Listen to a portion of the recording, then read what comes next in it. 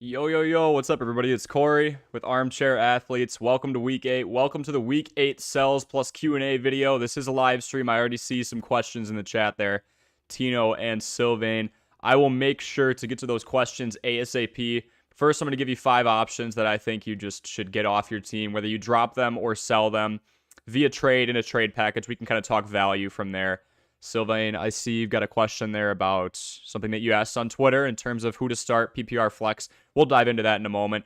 I think I came up with an algorithm too. I'm very stingy when it comes to just talking about numbers, but this algorithm has a lot of context.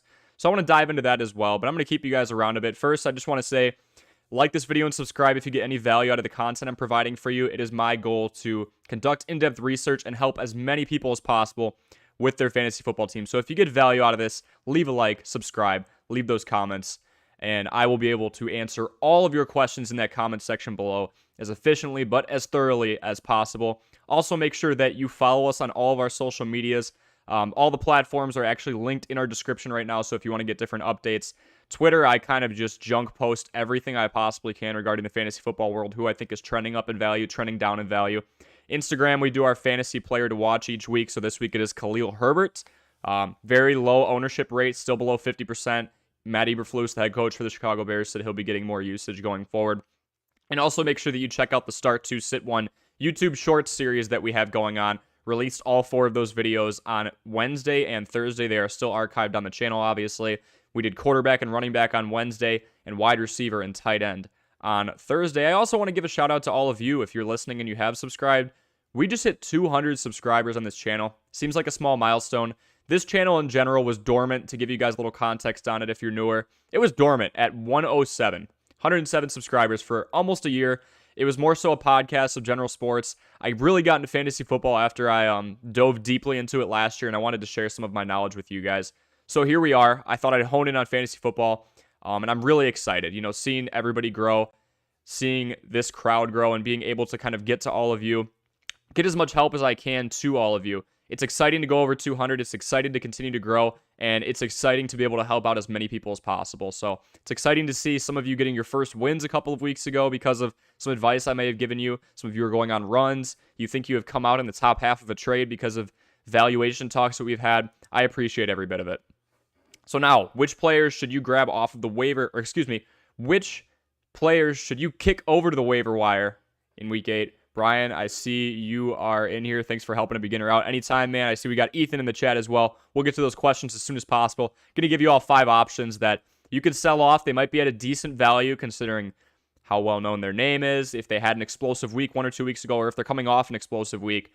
And then I'm going to tell you, just the value I think they're at and why I think they should not be on your team. These are all players that, in all honesty, they're owned by a lot more teams than I think should be owning them. We'll just start with that. First guy, the guy in the thumbnail, Matthew Stafford. Yeah, I'm telling you to get rid of the quarterback that won the Super Bowl last year, had a magical run, was Mr. Consistent in Detroit, finally got some help and got his ring. I love Matthew Stafford. I got in an argument with one of my friends last year. He said the Rams were going to get first rounded by the Cardinals. They obviously did a little bit better than that. But yeah, I'm telling you to get rid of this quarterback. Look, I love Stafford, but I hate the fact that he has almost twice as many turnovers as touchdowns. Not a big fan for that in fantasy football. If you get a lost fumble, depending on your format, you're going to lose 2 points there, and then you're going to lose 2 points per interception. He's got 8 of those so far this year. So I love Stafford, but he's only scored over 12 points in standard PPR leagues once this year, and we're already hitting the halfway point of the season. So I think waiting for Mr. Matthew Stafford to turn the corner it's kind of beating a dead horse at this point. I don't think it's an argument that needs to be had. Look, he's got Cooper Kupp, he's got Tyler Higbee, and that's kind of about it. Allen Robinson is averaging around the ballpark of 3 receptions per game. And then you talk about the running game. What running game? It's Darrell Henderson, it's Cam Akers. One guy has a better week than the other, but when we look at the reality of things, both of those guys have less than 4 yards per carry right now. So I really think there's not much of a running game. No real play action set up because no team is scared to let one of those guys run up the middle with only 4 being brought up front. So I'm just not a big fan of that team as a whole, to be honest. To go to numero dos, Chase Edmonds. I mean, this is a name that we haven't really heard over the course of a couple weeks, but if you look at my bar here, half of leagues own him. So people still have him just sitting on their bench right now. I don't think this is a guy you're really going to be able to sell for much value. He hasn't been very involved in the offense. As I'm going to pull in here, we'll look at the snap count. I mean, he has been phased out of this offense pretty much with the increased production of Raheem Mostert. Chase Edmonds was half of a 1A, 1B system is what I like to call it at the beginning of the season. It was really him and Mostert. Myles Gaskin, we talked about him before. He's just plummeted down that depth chart. You've got Ahmed there as well.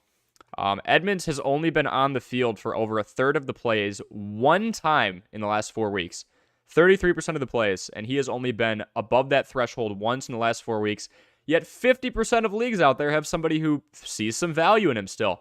Now, I could see this. Maybe some people are playing off the fact that Raheem Mostert does have a bit of an injury issue, or maybe that's just 49ers running backs, past, future, and current in general. But nonetheless, only one time in the last 4 weeks has Mr. Chase Edmonds gone over that 33% threshold, which is not a metric we should really, it's not a standard we should be using when we're talking about snap count. We want somebody getting 50, 60, 70, 80% of plays. If it's the running back position, because we have a lot of running back by committees, I'll let 55, 60% fly.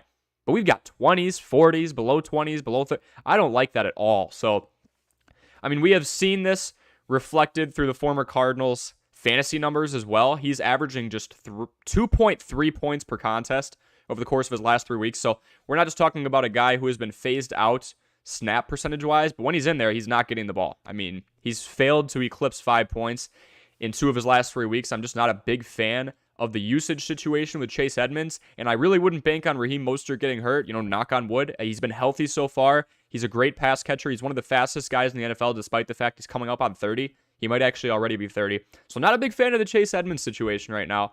If you think you can put him in a package, look, a lot of people, they remember him from when he was, 1A, 1B with James Conner. James Conner got the ball a lot more in Arizona, and they thought he was kind of going to have that same role with Raheem Mostert. And that assumption held true until about 3 weeks ago when Raheem Mostert really started to pick it up, and it was all Raheem Mostert last week. So that's just something I think we should definitely watch for the future. But, I mean, I don't think there's much of a future with Chase Edmonds right now. Like I said, barring an injury, knock on wood. Let's go to the wide receiver position.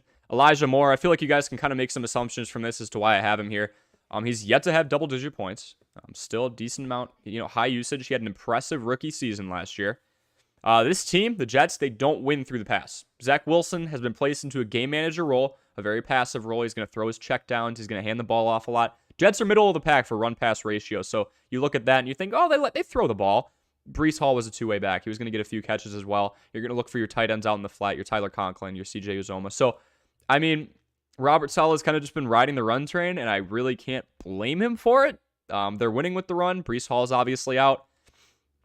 But Elijah Moore has technically been the fourth option behind Garrett Wilson, Tyler Conklin, and Corey Davis when you're talking about a targets perspective. And Elijah Moore's been relatively healthy so far. So Breece Hall obviously had his 99 touches through 7 contests. That takes a bulk of the targets as well.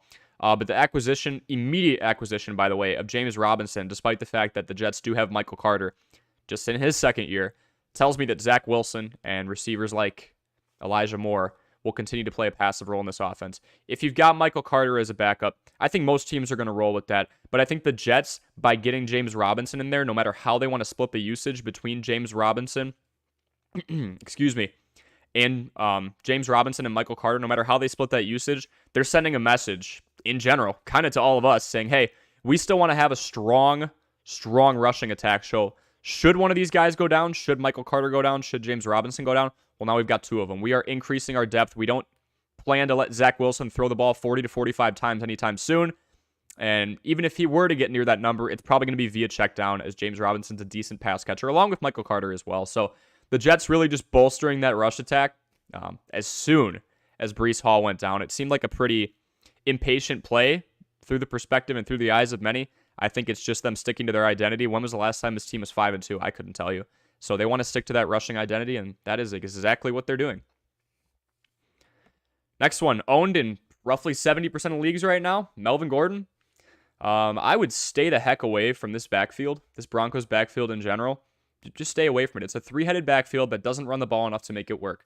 Now, who does make it work? Honestly, I would say the Chicago Bears, the other team in blue and orange. They run the ball about 60% of the time, and it's Khalil Herbert, it's David Montgomery, it's Justin Fields. When you run the ball 60% of the time, if you even that out, or if you distribute that evenly, I'm talking way too fast, you get 20% per guy, or if somebody has, a little bit more upside that week, or they just like a matchup if you want more of a bruiser. You go with your bigger guy. They'll get like 25, 30%. But when you are trying to split, I mean, Denver runs the ball 40.8% of the time. When you are trying to split that 40.8% among 3 running backs, Melvin Gordon, Latavius Murray, and it was Mike Boone, but now Marlon Mack, who, remember him on the Colts, he had a 1,000-yard rushing season not too long ago. He'll come in and get some reps too. So we're talking about a 3-headed backfield that was pretty evenly distributed for a while, and Melvin Gordon just hasn't been getting that usage. And when we actually line him up next to Latavius Murray, who is owned in way less leagues, by the way, in like the 30s. So I know I'm telling you to stay away from this Broncos backfield, but if you're going to ignore me on one of these, go after Latavius Murray, I guess. He's getting more usage. He's getting more production. Touches, he's doing way better. Gordon has an average of just 7 fantasy points all season and just 3.9 per game in the last 2 weeks. Now let's look at touches. Just 8 touches per game in the last 2 weeks. Latavius Murray is getting 13 touches per game in that same span.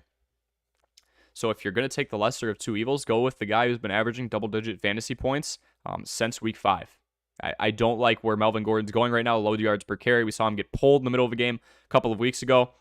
Not injury-related at all, just lack of usage from that point going forward. It has been not all Latavius Murray, but more Latavius Murray than Melvin Gordon. So as to why 70% of leagues have an owner of Melvin Gordon right now, I'm not sure what you're looking for. A couple weeks ago, I'd tell you, yeah, dude, or dudette, Javonte Williams went down. I would definitely go with Melvin Gordon.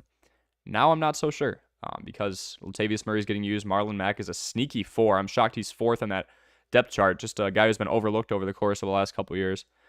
He actually lost his job to Jonathan Taylor. The Colts went out and drafted Jonathan Taylor, and he ended up getting the usage over Marlon Mack. So tidbit for you there. But not a big fan of the situation going on with Melvin Gordon. Let's go to number 5, and then I'll answer the questions I see in the chat. Irv Smith Jr. This is a sell high option. I am very aware that Irv Smith Jr. has been a pretty solid option, and this is also a message for a pretty specific group of people. I'm a fan of Irv Smith Jr.'s usage in this Minnesota offense. It's not just Justin Jefferson. It's not just Adam Thielen. The beauty with Kirk Cousins, very much like Justin Herbert and, greats like Tom Brady and Aaron Rodgers, they're going to spread the ball out. So even though Irv Smith Jr. isn't that primary like Justin Jefferson, he's not that secondary go-to like Adam Thielen, who's been there for a while now.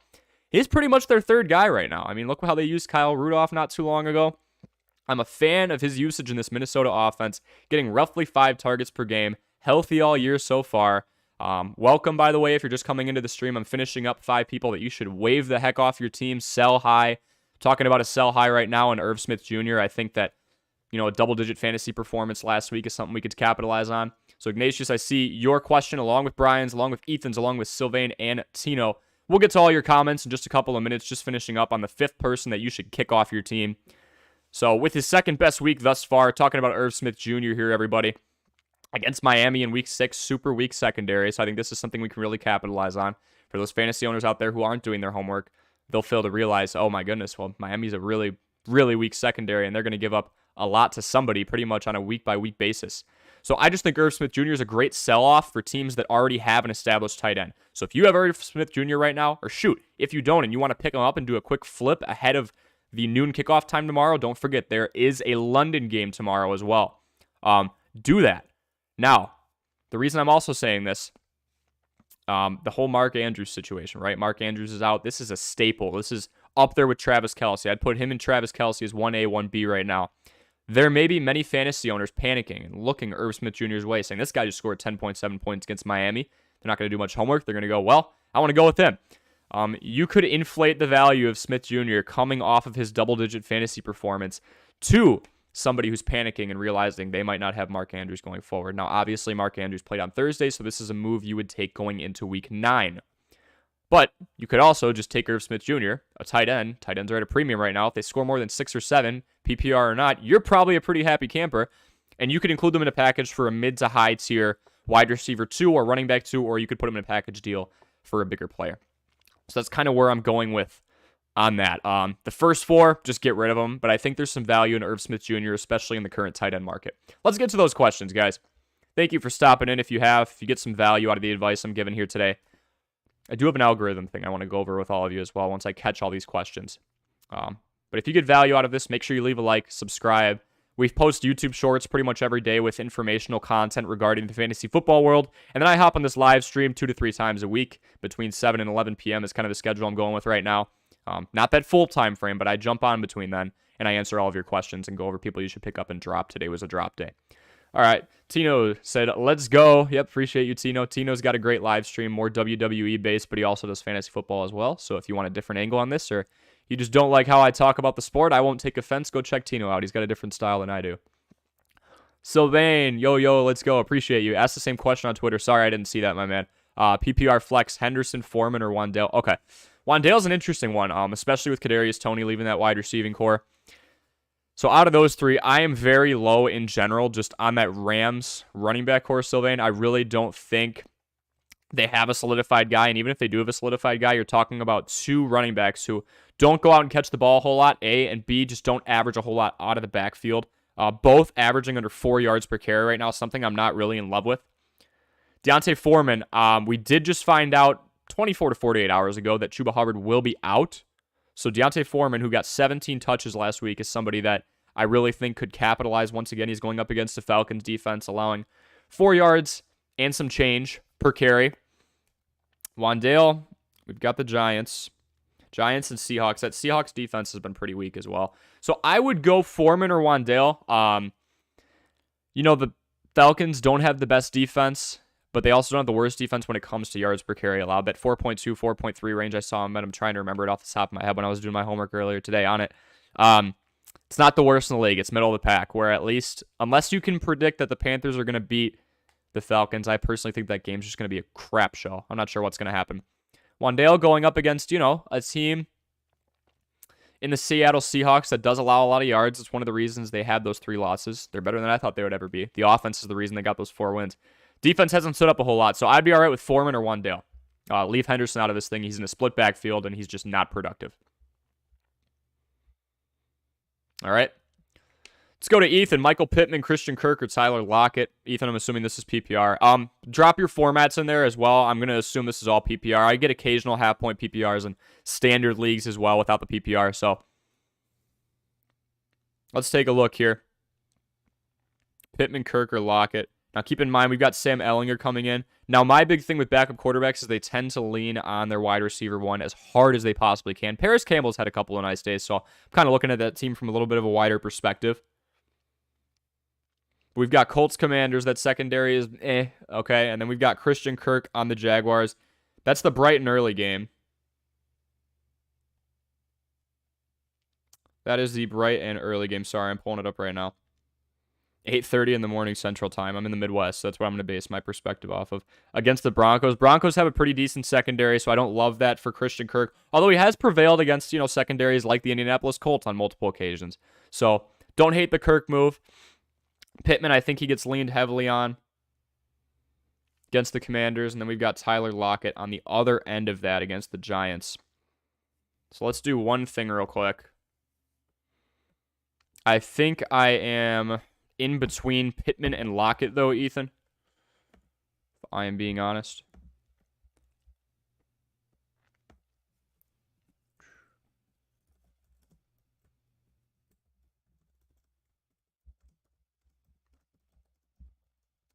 Okay, just looking one thing up here for you. Something I like to look at a lot is just, the defense in general that they're going up against. How much are they giving in the passing game? Keep garbage time in consideration as well. If they're blowing a team out, they're going to start giving up some garbage yards. Like Tom Brady threw for 300 and some change last night. 2 nights ago now, actually. And they still lost that game. So I'm just looking for who those two guys are going up against. We know Seattle allows those yards. We're talking 249.4. So we are between, we said no to Kirk, so we're looking between, let me look back in chat here real quick. Pittman and Lockett. Lockett's definitely that second option behind DK Metcalf, but they do trade some. Lockett will get 30 one week and 3 the next, so we kind of got to watch out for that inconsistency as well. But when we see the New York Giants, it's significantly less. We're talking about 211 yards per game. Pretty stout secondary in general. DK Metcalf, kind of that red zone target, unless you go for the bomb play over the top using the speed of Lockett, whether it be slot or outside the numbers. I'm going to go Pittman or Lockett here. I would lean Pittman because we do have a backup quarterback.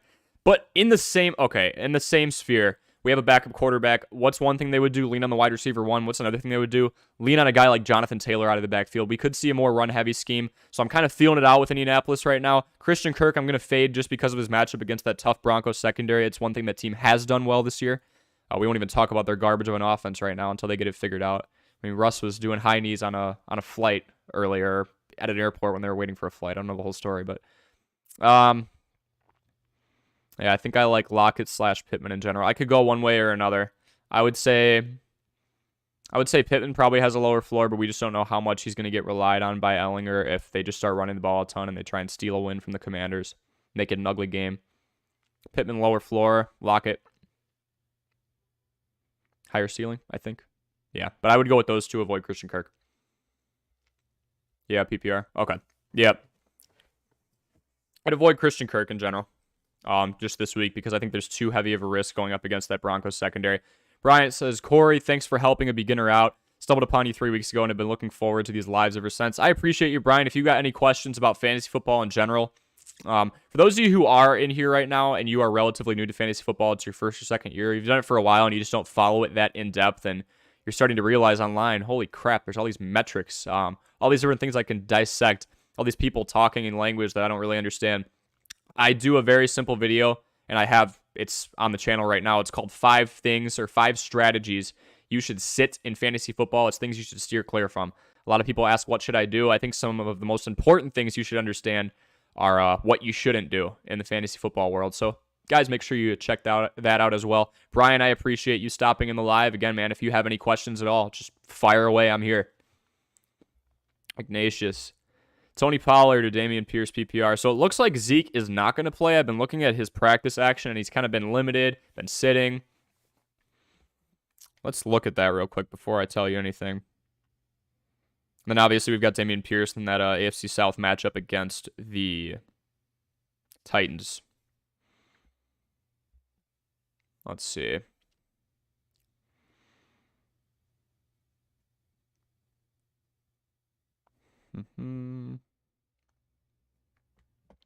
So Pierce, we know we're going to see an increase in general. Excuse me. Pollard, we know we're going to see an increase in general in usage. Oh.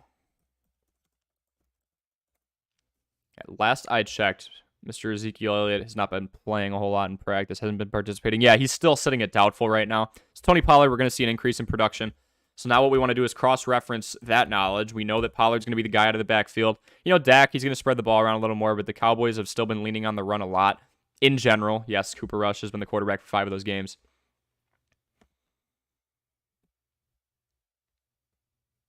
What did I stumble upon here? Oh, there we go.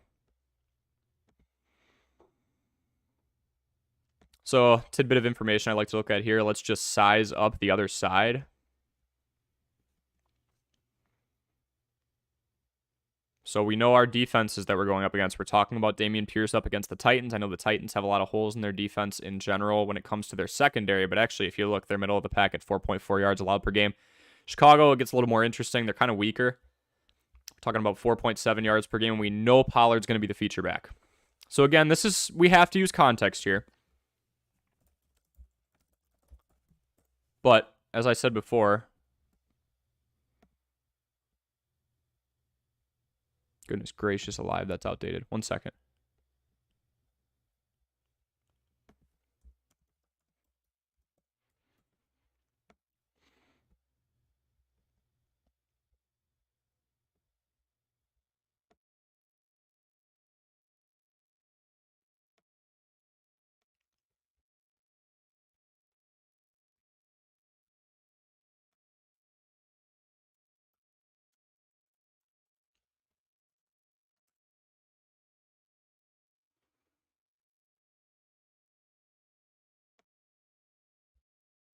Holy Lord. 1 second, guys. I'm sorry.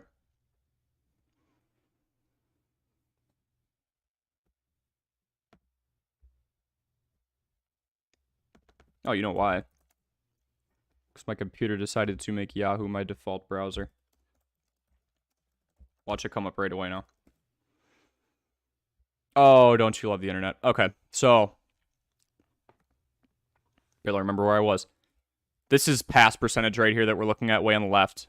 And we know that Dallas, who Tony Pollard will be the feature back for, against that Chicago defense that allows a bottom 15, 4.7 yards per carry. We know that Dallas runs the ball more than all but 8 teams, 47% of the time. I see a high volume day for Pollard, so I really like that situation for him in general. I know that was kind of a long, thorough answer to your question, but that's kind of what the approach that I want to take here.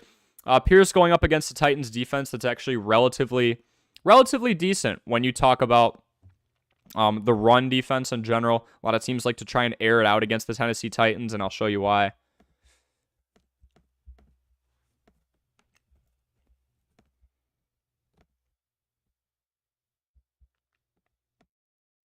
I mean, I would do the same thing. This is passing yards allowed per game, and the Titans are second worst in the league, sitting at 288. So I think there's going to be a more pass-heavy attack in general. I mean, I know it's the Texans, but maybe you'll see Brandon Cooks get some good usage. You know, maybe you will see some other guys, you know, O.J. Howard get involved a little bit more. Maybe you'll see Dameon Pierce get involved in the pass game as well. But I really do think that Tony Pollard's going to get much more usage against a weaker Bears defense. And who did they just trade away? Yeah, one of their frontline reinforcers in Robert Quinn. So for a 4th rounder, I believe, for the 32-year-old who just broke the sacks record, franchise sacks record that Richard Dent recently held for the Bears. So long story short, Ignatius, I'm going with Pollard due to high usage, and he's going up against a weaker rush defense. We'll keep it simple. Ryan, thanks for stopping in, man. What are you thinking, big dog? Sutton or Najee Harris in my flex? We're talking PPR. Okay, so we'll consider Najee's usage in the pass game as well because, you know, he just hasn't been running the ball a lot. Ryan, I'm a big guy of patterns and trends, so when I look at the Steelers right now, I look at a team that's losing a lot of football games, and I know teams that lose a lot of football games late in the game. We're talking second half of the third quarter, the entirety of the fourth quarter, if they're really getting blown out. They're not going to run the ball. They're obviously going to go pass heavy, and maybe it won't be check down heavy. Maybe it'll be down the field to your Deontay Johnson, to your Chase Claypool, right? Those are the guys we're talking about, Pat Freiermuth as well. So we have to ask ourselves, well, what chances do the Steelers have against the Eagles? The Eagles are a dominant team right now, obviously the only undefeated team left in the league. Let's talk about how, dominant that NFC East looks right now. Remember the NFC least? Now it's the 1-loss Giants, the 2-loss we're talking about a very strong division there, led by the Eagles. I just don't see Najee Harris getting the ball a whole lot in that game script out of the backfield, so unless he gets a ton of catches, I don't love it a ton. Now we look at that London game where it's Jaguars against the Broncos. I do think that the Broncos in general, they're going to get Courtland Sutton involved. He's a wide receiver 1. He hasn't been getting used a whole lot as of late. He's been getting passed around a little bit more. I know a lot of people are talking about Dulcich, the new tight end, who got a bomb touchdown in his first week 2 weeks ago. Russ, started that game off 10 for 10. Everybody said Russ is back. So I'm gonna go with Courtland Sutton. I think that you're able to air it out a little bit more against the Jags, and with Najee Harris, yes, it's going to be very tough to pass it when there's guys like Darius Slay and James Bradbury over in that secondary. Gardner Johnson, who they just went out and poached as well. But I think once you're down 14, 21, 28, which honestly I think this game could get to that point, you're not going to be very interested in sticking to that balanced attack that maybe the Steelers try and have an identity of. So despite the fact it's a rookie quarterback out there, I think they're going to have him air it out, and they're going to try and get in an arms race with Philly because when you're down multiple possessions, running the ball a ton doesn't exactly become a priority anymore. So, Ryan, I am going with Courtland Sutton. No way, Jamal Charles is in this chat. So, pick 3, we're going to go Ramondre Stevenson, DeAndre Swift, Delvin Cook, and Kenneth Walker III. Oh, I am a big Kenneth Walker III fan. So, pretty much we're just sitting 1 here. So, who has the least optimal matchup? Kenneth Walker III is going up against the Giants. Again, if any of you are just joining right now, welcome. My name is Corey. This is Armchair Athletes. We always start these videos out with a little bit of scripted information, and then I answer your questions. Today was 5 people you should drop, so you can just spin all the way back to the beginning of a live and find out the people I said that you should drop or try and sell for high value. So we're just making our way through the questions right now. If you get any value out of my answer, by all means, feel free to like and subscribe. Just trying to start a fantasy community here. Look, if you've got a strategy that you want to share in the comment section with other people, as long as somebody in the comment section is not in your league, let's do it. Let's start a little seminar here. I'm all for that as well. So we're on Jamal Charles' comment right now, picking 3 between Ramondre Stevenson, DeAndre Swift, Delvin Cook, and Kenneth Walker III. Going up against the Jets defense, that interior, we're talking about Quinn and Williams. Excuse me, smacked my laptop. Is going to be pretty tough to run by. Stevenson gets involved in the passing game, though. He didn't really have too good of a game against Chicago other than that touchdown from a yards per carry perspective, but he gets involved in the passing game. So I like Stevenson to an extent. DeAndre Swift going up against the Dolphins, that's a pretty holy defense in Miami, and we're not sure with, how Jamal Williams' production has been, how much they're going to use him. Vikings.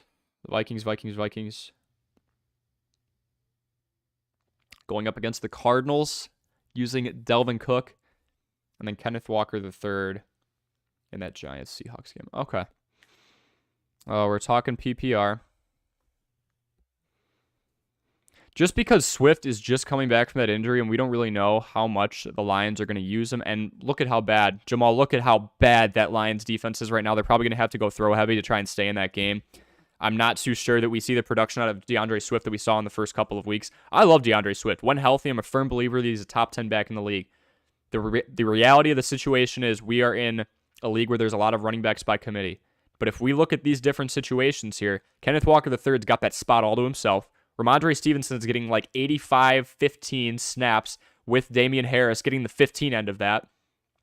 And Delvin Cook's Delvin Cook. I mean, he's got Alexander Madison in there, but for the most part, he's getting his usage. Regardless of how many touches Madison gets, he's still going to get his 15-20 touches. I'm going to sit DeAndre Swift out of all those guys just from a risk standpoint because, one, I think the game script, when you have a defense that's giving up 30 to 35 points a game, is going to be to throw a lot more, and you also have a guy who is just coming back from injury. Dolphins are firing on almost all cylinders in terms of health. Tua's back. You've got Mr. Tyreek Hill. You've got Jalen Waddle. So, Gesicki when he's not grittying everywhere. I think from a game script perspective and when we're talking about availability, I like Stevenson, Cook, and Walker out of those four. What's your general take on Kadarius Toney on the Chiefs? This is Sylvain. I picked him up for Dylan. I like it. You have a high-flying offense, and Patrick Mahomes is not afraid to spread the ball around. If we look, it's not like with Tyreek Hill before where it's just all going to one person, right? It's Juju Smith-Schuster. It's MVS. It's once in a while Sky Moore. He was almost going to be a drop this week. I think way too many people own a guy who's only averaging 2 to 3 fantasy points per game. I get there was a lot of hype about him coming into this, and I'm not saying he's not going to have a good career, but my goodness. Don't have a guy sitting on your bench when he's scoring 2 to 3 a game. Don't have him sitting on your team at all. So answering the question on Kadarius Toney right now, the general thoughts around him, I think he's a good pickup to make it the short version of my answer. Then we'll get to Brian's question about Alec Pierce, my buddy from a couple weeks ago. Things have changed in Indianapolis, Brian. We may have to survive and adapt on this one. So this is the target usage for the Kansas City Chiefs. We have Travis Kelce with 60 targets going down the line. You guys can read. 4 guys with over 25 targets so far. Mecole Hardman being the 4th one. So MVS really getting an uptick in usage, getting a few targets per game. Pretty high catch percentage with the exception of MVS. So I think, look at those touchdowns for Travis Kelce. Got to remember he had that 4 touchdown game, so the data's a little skewed. Kadarius Toney, I could see him filing in right here between Hardman and Scantling. And even if he's below that, he wasn't getting a crazy amount of usage on the Giants this year. When you talk about a run-heavy scheme, the 2 New York teams that everybody is so surprised about right now, they were sticking to their moneymakers. We're talking about a healthy Saquon Barkley taking over the game, getting as many touches as possible. As a result, you're going to put Daniel Jones in kind of a passive role. Although, he's been a lot more involved than Zach Wilson. We talk about the Jets, who immediately went out and snatched James Robinson to join Michael Carter in that backfield. Second-year running back, who I think did pretty well in his rookie year. The Jets are very clearly building a strong backfield. Michael Carter had a great rookie year. Why would you go out and get Breece Hall? Because he's a talented running back. Breece Hall goes down. Why wouldn't you just stick with Michael Carter? It's not an insult to Michael Carter. He probably feels insulted. You need more depth. This team is built on running the ball. It's built on having those guys, your front 4, front 5, winning those battles in the trenches and whittling that clock down and then setting up the play action for Zach Wilson to have a couple of takes downfield, but not leaving it up to him to win/lose the game. He's more in there to just hold it down and not lose the game manager role. So that was a big tangent, but I think Kadarius Toney was part of an offense that wasn't throwing the ball a whole lot. You want to talk about aerial assault? Let's just look at the Kansas City Chiefs. We have an even distribution for the most part. We don't have a definitive one. We know it's Travis Kelce, but when you look at the numbers, we've got a spread out attack, and I would not doubt if Kadarius Toney files right in. Once he learns the playbook, we'll be talking about 3 to 4, maybe even 5 targets a game. I like Kadarius Toney. I think he'll be heavily involved. He's got a lot of speed in the open field. He can make some guys miss. And when you're on a Chiefs team that loves to throw the ball, you're going to get big plays. Brian, what's the play with your buddy Alec Pierce? Didn't do that bad for me last week as a flex. George Pickens did outshine him, though, as my wide receiver, too. George Pickens is slowly taking over that wide receiver 1 spot right now. Claypool's kind of been that solidified, too. It was Deontay Johnson who got hot middle of last year. We've got the quarterback roulette going on, too, now, right? I mean, it was Ben Roethlisberger. It was Mitch Trubisky at the beginning of the year. It's Kenny Pickett. If one of those guys goes down, we got Mason Rudolph back there ready to take some snaps. So really, I kind of like George Pickens over him right now. So if we're talking about Alec Pierce, I think he's very talented. I thought was going to take over the wide receiver 2 spot from Paris Campbell, but we're seeing way more targets in Indianapolis going to Paris Campbell. He's had 2 monster games. So when we're talking about that in general, I really do think it's going to be a little tough in Indianapolis right now for Alec Pierce from a targets perspective. Less because Paris Campbell did well and Michael Pittman's going to hog up, 10 to 12 targets a game. That's what we've seen over the course of the last couple of years. Weeks, not years. I'm so sorry. I talk a million miles a minute if you haven't met me. My name's Corey and I talk fast, and this is Armchair Athletes. But Alec Pierce is not in as optimal of a situation right now, Brian, for a couple of reasons. Paris Campbell's been going off, so that puts Pierce in that 3 spot. Really thought he had potential to take that 2 spot. Still think he's talented. And now we have Sam Ehlinger coming in. Frank Reich making it very clear that it wasn't having a whole lot to do with the injury or possible injury of Matt Ryan. He just wants a new starter back there. Quarterback Matt Ryan was turning the ball over a lot, to be fair, although he was throwing for a high volume of yards. So you have a third option in a wide receiving core that has Jonathan Taylor, or that is lining up on the same side of the ball as Jonathan Taylor. With a backup quarterback, I said one of 2 things is going to happen, Brian. He's going to lean as hard as he can on the wide receiver 1. That's Michael Pittman. Or they're going to lean more on the run game and try and build that play action from the ground up. That's Jonathan Taylor. Neither of those guys' names are Alec Pierce, meaning both of those guys are taking touches away from Alec Pierce. Even if he takes a liking to Paris Campbell as that wide receiver 2, Brian, I really think that Sam Ehlinger is going to get comfortable with the solidified guys in this offense, not somebody else who's developing with him. He'll get his looks, but we're going to either see a run-heavy scheme or we're going to see Michael Pittman get a lot of targets. I can almost guarantee you that going into this week. George Pickens taking over that wide receiver 1 spot, or maybe it's wide receiver 1A, 1B with Pickens and Deontay Johnson. I like that play a little bit more. The Steelers work from behind. They throw the ball a lot more, whereas the Colts, over the course of the last couple years, they've thrived a lot more when they've ran the ball. We're benching Matt Ryan in Indianapolis. We're going to Sam Ehlinger. Maybe we see a more run-heavy scheme. Zeke is doubtful. Oh, talking about that before. Yeah, I really like the Tony Pollard play against a weak Bears defense. Tino said, what's up, Corey? What's up, Tino? Hope you're doing well. Tony must start PPR. Yeah, absolutely. Tony Pollard against Tino is a Bears fan. I'm also a Bears fan. So, going to try to clear the bias out of here. You don't see me blurting how good I think they are. If anything, I'm pretty pessimistic. But Tony Pollard must start. Yeah, I think he is. And we also talk about a guy who will get 5, 6, 7 catches in a game. He's one of the most targeted running backs, in the league, despite being the running back 2 over there in Dallas and what's been a run-heavy scheme. I think he does very well. And again, if you're talking from a game script perspective, if Dallas is beating up on the Bears, which on paper very likely could happen, you never know. They took out the Patriots, but Patriots don't know who their quarterback is right now. If Dallas is beating up on the Bears, what do you lean on when you're trying to chew the clock down? We're talking game script again. We're talking trends. We're talking patterns. You run the ball. And the running back 1 is Tony Pollard. Against a weak defense, in terms of that front 7, just traded away Robert Quinn in the Bears. I love Tony Pollard. Jets D, good start this week against the Patriots. Yeah, because whether it's Mac Jones or Bailey Zappi, you have 2 guys competing for quarterback 1 reps. And excuse me. Oh my gosh. And then you have Ramondre Stevenson. I guess he could do well, but you have Quinnen Williams up front. Really making a lot of noise. Sauce Gardner in the secondary. Jets D is almost a good start any week now. 2% of owners, or 2% of leagues had an owner of them just a couple of weeks ago. Then they shut down the Packers and people started to realize, okay, all right. I'm not sure that's the defining measure we're looking for. The Packers offense looks pretty lackluster, but Jets D is a good start almost any week, Tino.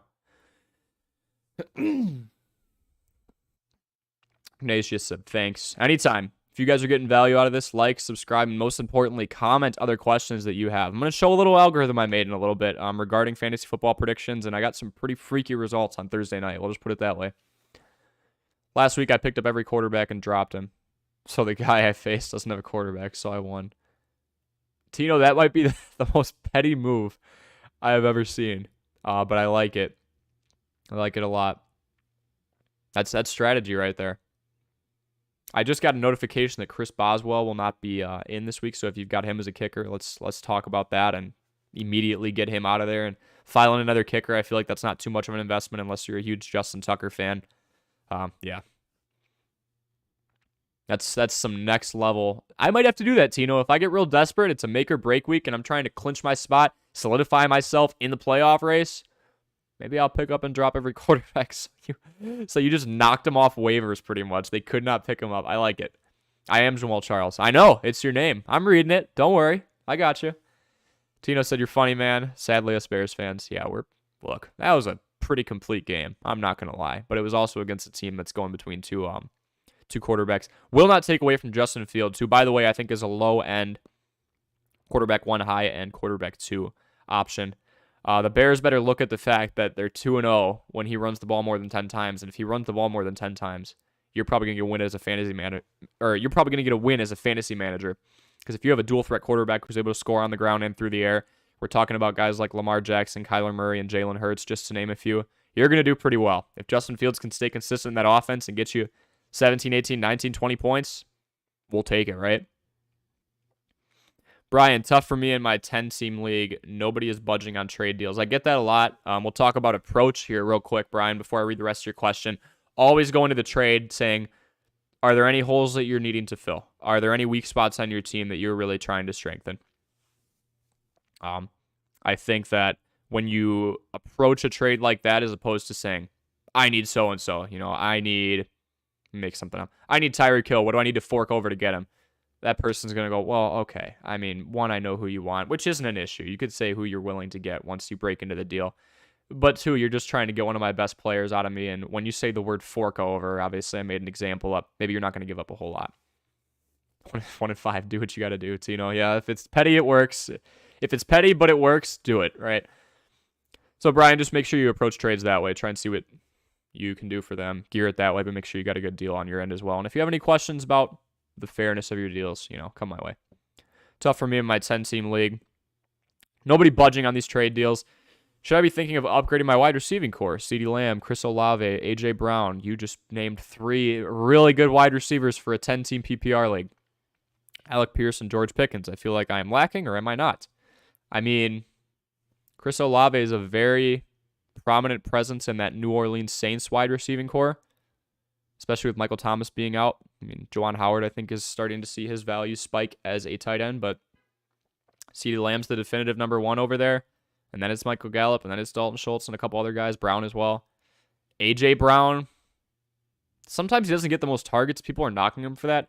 He's a big dude. He's going to get the red zone targets. He's going to get the receptions in the end zone. That's what we've seen so far. It's been him and Devontae Smith just going at it for usage, and it's been fine. And we talk about a Phillies team that runs the ball a lot, but that's pretty much it when you talk about consistent usage. It's A.J. Brown, and it is Devontae Smith. And then maybe you'll see Quez Watkins here and there. George Pickens is on the up and up. I like it, Brian. I mean, unless you want to do a package with maybe where are you strongest? You could take a depth piece out of where you're strongest and try and improve. I think Lamb, Olave, Brown. Look, you don't have the Tyreek Hill, right? You don't have the Cooper Kupp. You don't have the Jamar. Well, we can't say Jamar Chase now. T. Higgins and Tyler Boyd, by the way, fantasy stock up, up, up. Make sure you jump all over that in deals, or use that as trade leverage if you understand their value has gone up. Then try and get more out of them. It's only 4 to 6 weeks, though. Yeah, Brian, I know you don't have like the home run hitter in terms of the wide receiver position, but you've got, I would classify Lamb, Olave, and Brown as fringe top 15 wide receivers. I would definitely put Lamb in there and Olave, and then Brown usages here and there. Yeah, I think you're pretty strong in terms of the wide receiver position, Brian. I'm not going to lie, but if you want to upgrade, take a couple of depth pieces and go for that home run guy. Tino, do you think the Jets can beat the Bills? I'm interested to see Stephon Diggs and Sauce Gardner go toe-to-toe. I will say that. But then you also have Gabriel Davis. You also have Isaiah McKenzie. You've got a lot of things to work with in terms of just the wide receiving core. Dawson Knox, his usage has been down. actually made him a sit for this week at the tight end position against the Packers, just because I feel like, well, one, you have a Packers defense that is very good against the tight end position relative to how they've gone up against the wide receivers, and two, we're talking about game script again, guys. I really do think that the Bills are going to blow the Packers out when they start running the ball, and then it's a Devin Singletary day. So, do I think the Jets can beat the Bills? They can make it a close game, but when you talk about the quarterback matchup between Zach Wilson and Josh Allen, I think it might come down to that. The Bills are going to understand this is a run-heavy scheme. They're going to make Zach Wilson throw the ball, and I'm not sure he's ready in a high-pressure situation like that to throw for a few touchdowns against a top-tier defense. So I don't think the Bills and the Jets are a very good matchup. I think the Jets are a decent team, but I think the Bills actually kill them. So, yeah. Goodwin or Wan'Dale Robinson flex? Tino, are we talking about Marquise Goodwin? And then we'll get to you, Blurpy. And Daniel as well. Yeah, so just asking Tino right now. Tino, are we talking Marquise Goodwin? I could be blanking here. I just want to clarify with you.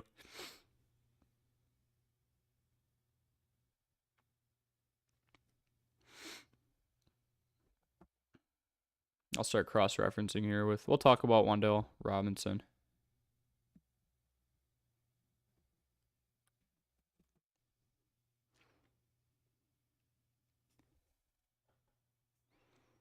Well, we'll talk about Robinson, okay? So going up against the Seattle defense that is pretty vulnerable. They're allowing about 250 yards through the air per game. We talk about the fact that the wide receiver core is thinning. Kadarius Toney is gone. You still have Sterling Shepard, obviously, among some other options.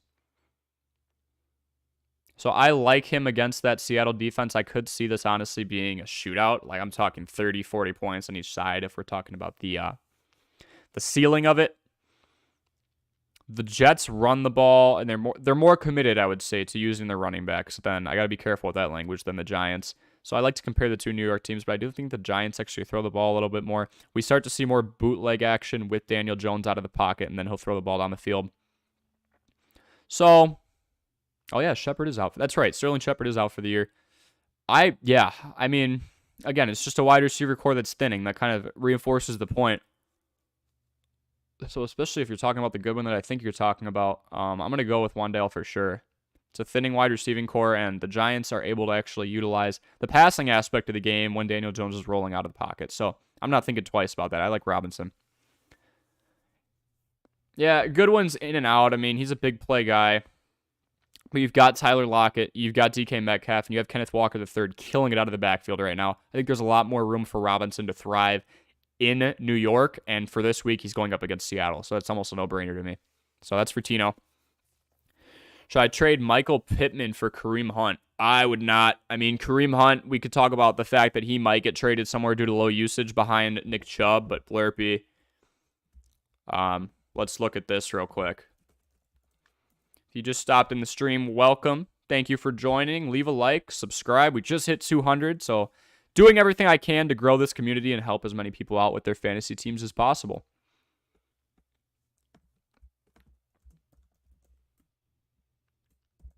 Talking about Michael Pittman for Kareem Hunt right now. I'm going to say definitely not, but I just want to kind of show you the thought process here.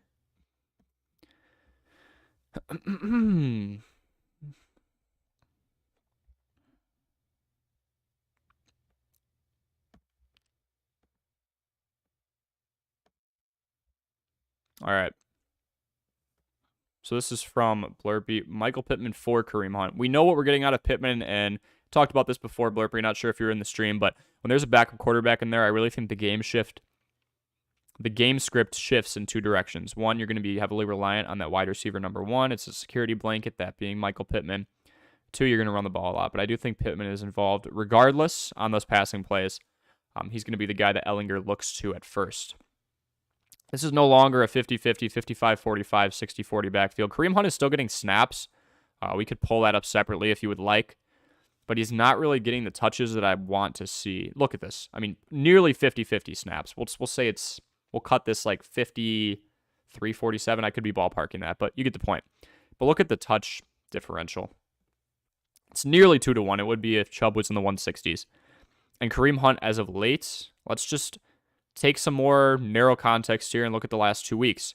Kareem Hunt has had the ball in his hands 10 times to Nick Chubb's 31.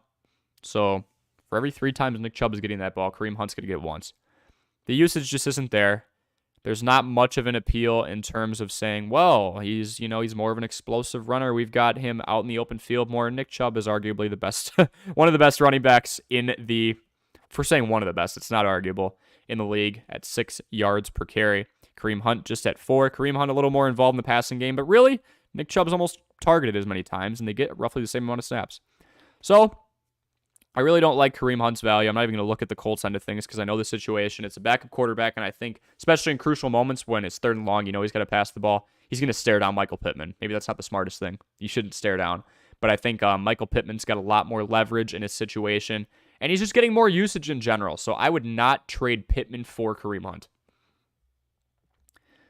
Danielle, is Deontay Foreman going to do good? 17 touches last week, and he goes up against the Falcons defense. I think this could be a game. I don't see the Falcons going out there blowing out the Panthers. Maybe they do. But as long as it's a close game, I think that the Panthers rely on Foreman a decent amount. Hubbard is out, so it's Foreman at the running back 1 spot. We're talking 17 touches last week. Relatively weak defense they're facing this week, and if they're ahead late, they run it. If they're not ahead late and it's a close game, they keep a balanced attack. I like Foreman this week a lot.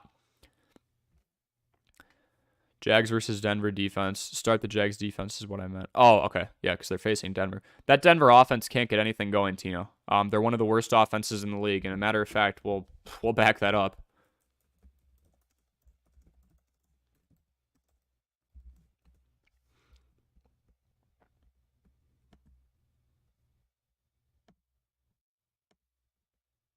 Points per game rating. Rankings. Oh, they're the worst. They're literally the worst. 14.3 points per game. Yeah. The Jags don't have the best defense. They're mid-tier when you talk about a lot of different metrics, allowing yards on the ground, allowing yards through the air in general, points allowed. Denver can't get anything going, so I'm sure they'll make the Jags defense look great. Maybe something different happens in London, but I'll take the defense facing a team that is scoring literally just 2 touchdowns a game. I'll take that over and over and over. Yeah, from Seattle. Yeah, I don't like Goodwin as much as Robinson when you talk about the thinning of that wide receiving core and the opportunity that he has, especially with that play action game. You're talking about the usage of Saquon Barkley and how intimidating he is to other defenses. They're going to build around the run, and as a result, pass is going to be wide open. Not wide open, but I just traded Dulcich for Darren Waller. I have Everett on bye for next week if Darren Waller is out with hamstring, but worst case, I pick up a tight end from waivers for Valdez-Scantling. Yeah, Waller's really been crawling. I see what you're going with here because he's been a high usage tight end over the course of the last couple of years. Keep in mind, he goes down a rung now. It's not Hunter Renfrow and then Darren Waller. It's Devontae Adams who gets a lot of targets, then Hunter Renfrow, then Darren Waller. So, I get it. Dulcich, not really proven. He's 2 weeks in. Anybody can have a good stretch of 2 weeks and then immediately die off after. We've got to see a bigger sample size from Dulcich. Maybe he does well, maybe he doesn't, but that offense is crawling, 14.3 points a game. So LBR, I like it.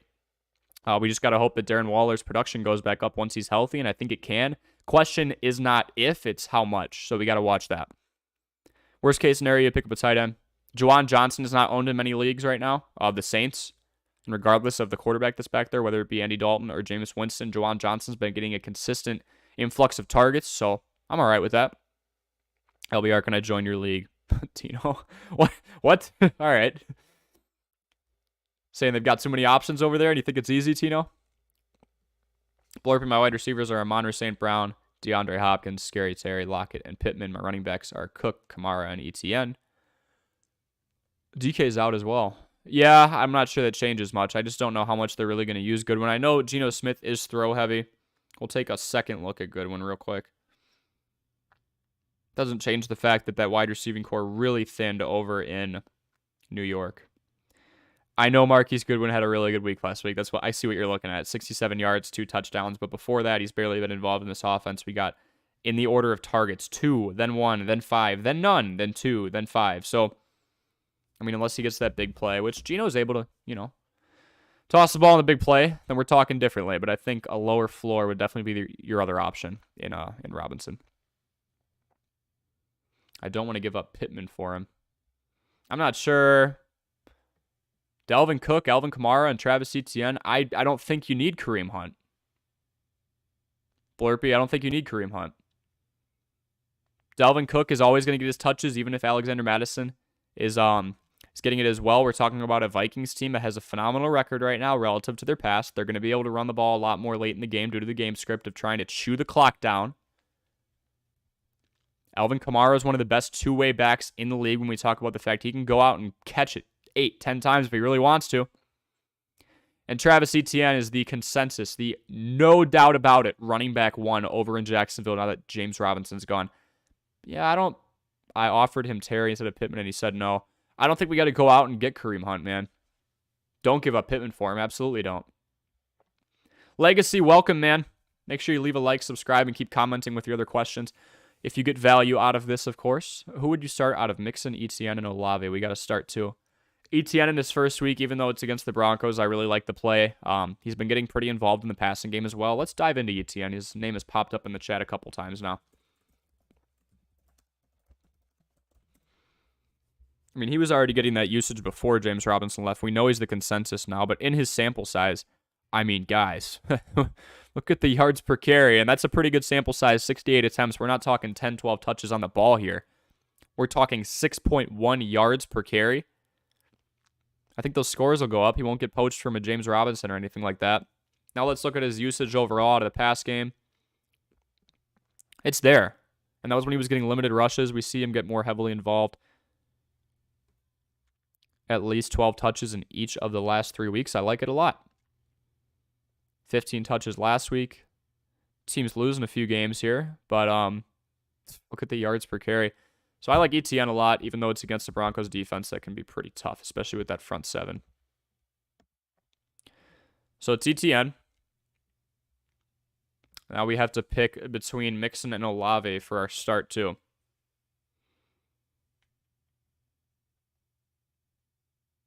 Just checking a couple things for you.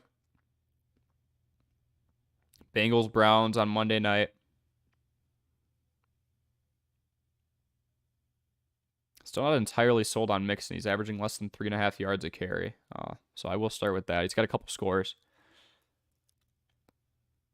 Chris Olave against the Raiders? Okay. Well, there's your answer. The Raiders, 1 second. I know they allow... Let's see here. I know this off the top of my head. They're one of the worst teams against fantasy wide receivers in the league right now. So they're allowing a ton of points via standard PPR to wide receivers.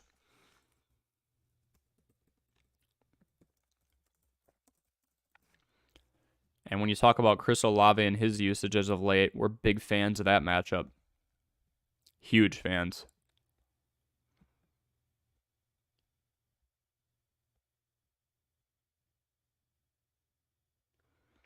There it is. So this is just straight up stats. We're not looking at fantasy points per se, but we can assume off of usage. And actually, we do get fantasy points in the bold here.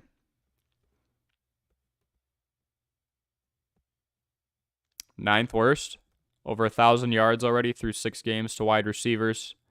6 touchdowns. Actually exactly won a game because they've already had their bye. I think there's a lot of room for Olave to move. And although that Browns team has been pretty tough, the front seven in the Browns is very, very, very tough. And when you talk about a guy in Joe Mixon who can't even average 4 yards per carry because of that horrible offensive line, he doesn't need to go up against a tough defense to have a bad day. He's going up against a tough defense behind a bad O-line. Meanwhile, Chris Olave is going to be frolicking in the middle of the field against the Las Vegas Raiders. So to answer your question, Legacy, I like Etienne and Olave out of those 3. Also have Swift. Still liking those 2 because Swift's coming back from an injury, and I think until the Detroit Lions defense can make a stop, they're going to go a lot more throw heavy down the road.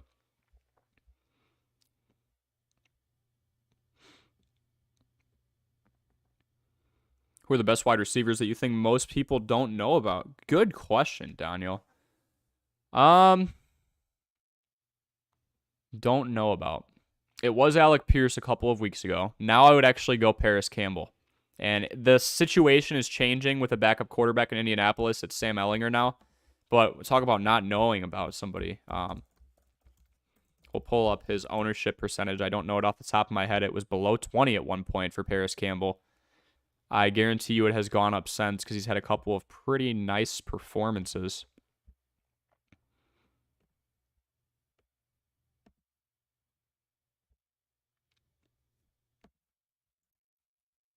Yeah, here he is. Yeah, no, it hasn't changed much. To answer your question, Daniel, best wide receivers I think nobody's really talking about. 28.4% own him. Its average is 9.1 a game, but let's just look at the trends as of late. I mean, he's been performing near wide receiver 1 status here. That's not what I wanted. That's what I wanted. And targets, too. 11 targets, 12 targets. Got a touchdown in each game. Eclipsed 50 yards, 18.7 points, then 23 points. We don't want to chase points too much. Jacksonville and Tennessee have pretty bad secondaries, so Matt Ryan was kind of able to chuck it a decent amount. Even though Tennessee won that game, they allowed a decent amount of passing yards, some of which landed into the hands of Paris Campbell. So I'd go Paris Campbell for one. Terry McLaurin is never talked about enough. He's been having a couple nice weeks, so over on the Washington Commanders, he's not talked about too much. I was going to say Romeo Doubs until a couple weeks ago, and now he's really dropped off in production, so I'm not going to sit here and tell you that he's the best ever, or top tier. I think he has a high ceiling, but he just has untapped potential at the moment. Brandon Cooks doesn't get talked about enough, but he's a solidified wide receiver 1 on a bad team, so we kind of expect that. Jacoby Myers, I think, is pretty underrated, but his ownership has been high as well because he's been a big touchdown scorer the last couple of weeks, which he actually struggled with the first couple of weeks of his career. Rondale Moore over in Arizona, but I think he's going to get drowned out by the fact that DeAndre Hopkins is there, and then coming off the suspension, and then Robbie Anderson as well. But Rondale Moore is another one if we look. I don't think he has too much. And, I think he's a good wide receiver, but when you look at usage with the personnel there, it's just not going to be there at the moment. But Rondale Moore's had some nice games. 7 for 68, 6 for 49. He's actually got more recognition than Paris Campbell, who just had those 2 monster games. So I'd go Rondale Moore, Jacoby Myers, Paris Campbell. Some underrated ones for sure. Callan, thanks for stopping in. Jamar Chase for CeeDee Lamb and Kittle. You're getting Chase? Because Chase is out 4 to 6 weeks, and I'm not sure I want somebody who's going to be out almost until I start my playoffs in fantasy. I don't want to give up CeeDee Lamb and a top 5 tight end and George Kittle. So if you are getting Jamar Chase, no. If you're somehow swinging the other end of that deal and you're getting rid of Chase for those 2, yes.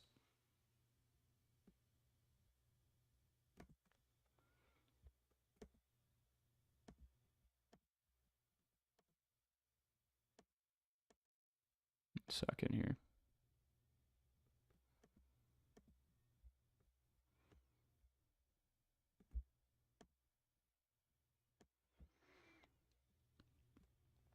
Thank you for all the hard work. I appreciate you. Nope, no problem, LBR. Just here to help as much as I possibly can. We've got a trade scenario here. I'm trying to trade away Deebo Samuel now that CMC is on the Niners. I'll start. Okay, my league is not that interested in injured players, so who could I get? I'm willing to add. I think when Deebo is healthy, it's honestly fine. He's in that wide receiving core, and I still think with the way that Shanahan runs that offense, he's still going to get his usage on those jet sweeps and end arounds. Very creative rushing offense there, especially with Jimmy Garoppolo there. He's not going to have him chuck it deep 50 times. So I'm not sure that's really going to impact his usage. Jeff Wilson and Elijah Mitchell, when he comes back, that's a different story. But I'm willing to add. Oh, so who could I get?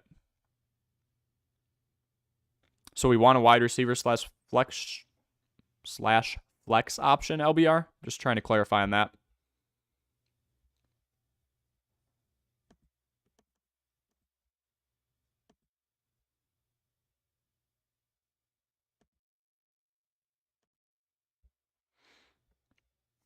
Oh, giving up Chase. Or Lamb. Yeah, I like that a lot. CeeDee Lamb's the decisive number 1. The definitive number 1 over in Dallas. This is for Callan. And George Kittle's pretty involved in that offense. He just had a slow start to the year. Didn't play in a couple games as well. I would do it. Jamar Chase is out for over half the rest of your season. We're talking about almost the playoffs. I would do it. If you're looking for a consistent wide receiver, LBR, I'm always a big fan of Mike Evans. He just had a monster game on Thursday, and also that doesn't help you for this week, but he's Mr. 8 1,000-yard seasons, so I'm a big fan of that. Chris Godwin as well. He's had actually a higher target usage percentage over the course of or just higher target usage. I don't need to get too jargony here. Over the course of the last couple of weeks when you're comparing him to Mike Evans. So I like the 2 Buccaneers wide receivers. It's a struggling team, so some may think, oh, they're not doing too well. Otherwise, Brandon Cooks, wide receiver 1 on a bad team. I'm always a big fan of those situations. Christian Kirk going forward would be a good one, but not this week. He's going up against the Broncos secondary. Those are some ones, LBR, that I would go after. Blurpy, I got Dulcich on my bench and Waller starting, but we probably don't know if Waller is playing until after Denver starts their game. Oh, that's what we're saying. Okay, I'm going to drop Dulcich right before. Who should I pick up, Fant or Hill? Hill gets used more out of the backfield. Noah Fant, I'm not sure there's much room for him there because you have Will Dissly, and then you have, well, if we're talking just this week, DK's not there. So it'd be Lockett, and then you have Kenneth Walker III, and I think they're going to add the running dimension more so to their offense with how well Kenneth Walker III's been doing. I would go Taysom Hill between the two. Any other low-key tight ends? Ooh, Blurpy, Juwan Howard. Juwan Howard. Johnson, not Howard, I'm sorry.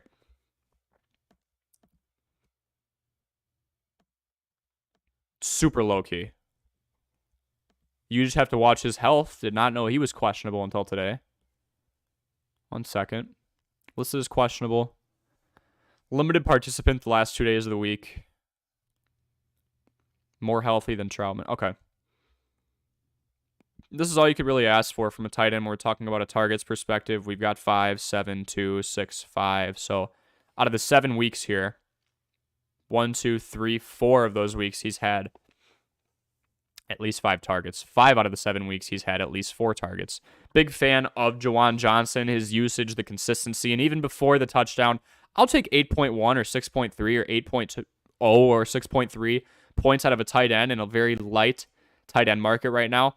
If you're talking about ESPN ownership, 7.2% have him on the roster. So unless you're in a really deep league, Juwan Johnson's probably out there for you. That's my low-key tight end.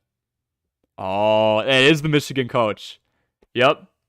With Mr. Guard. Those two got into it last year. Thank you, Blurpy. I'm like, why am I thinking of Juwan Howard? Michigan basketball coach.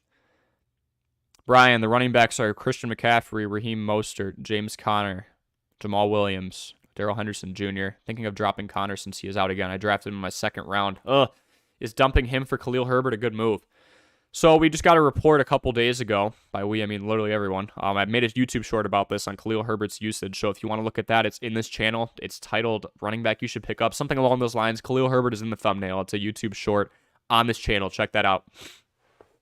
Khalil Herbert's going to be getting a more, and I quote, active role, or he will be a more active participant in this offense going forward.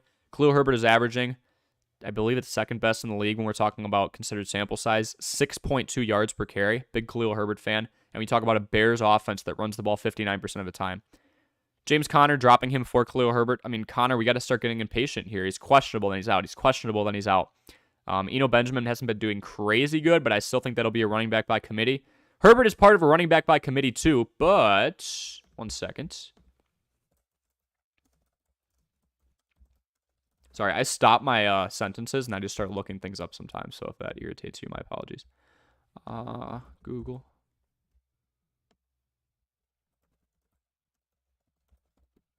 So I'm just comparing the Cardinals and Bears situations here since those are the teams of the 2 guys you're dealing with at the moment.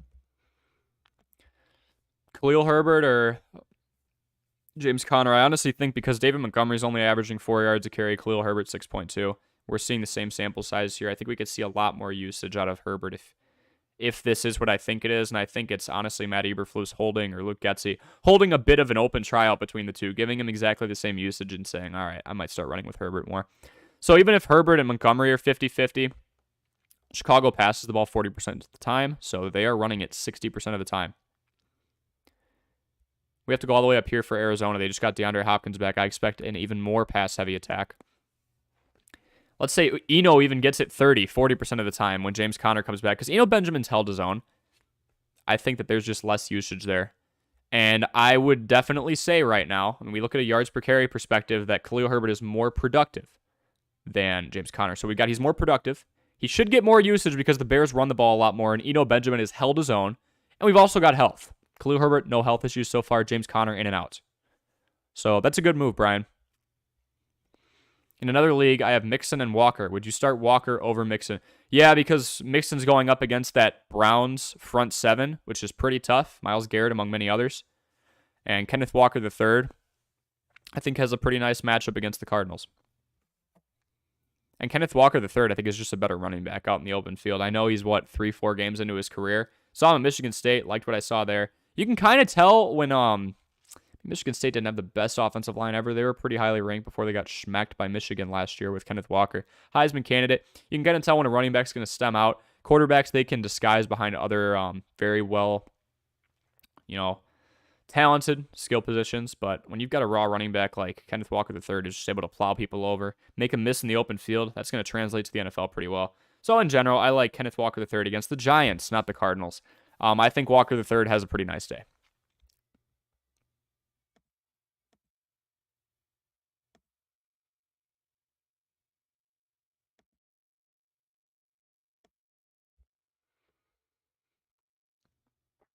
Let's see. Someone took Paris Campbell. I'm going to try and do Chase Claypool and Jamal Williams for Paris Campbell. I got Campbell. What are your thoughts? With DeAndre Swift coming back, if you're getting value out of that, yeah. I mean, if you're looking for a low-key wide receiver, honestly, I'd almost just see if they take Chase Claypool straight up. They're both wide receiver twos, technically. Claypool on the Steelers and Campbell on the Colts, and the Colts might start running the ball more with Jonathan Taylor now that they have a backup quarterback in there. So, if I could, who should I try to get for Mixon? Legacy, if you're looking for a running back better than Mixon, you're going to have to package Mixon with one of your, go to the bottom of your bench and try and get somebody who you think needs or has value.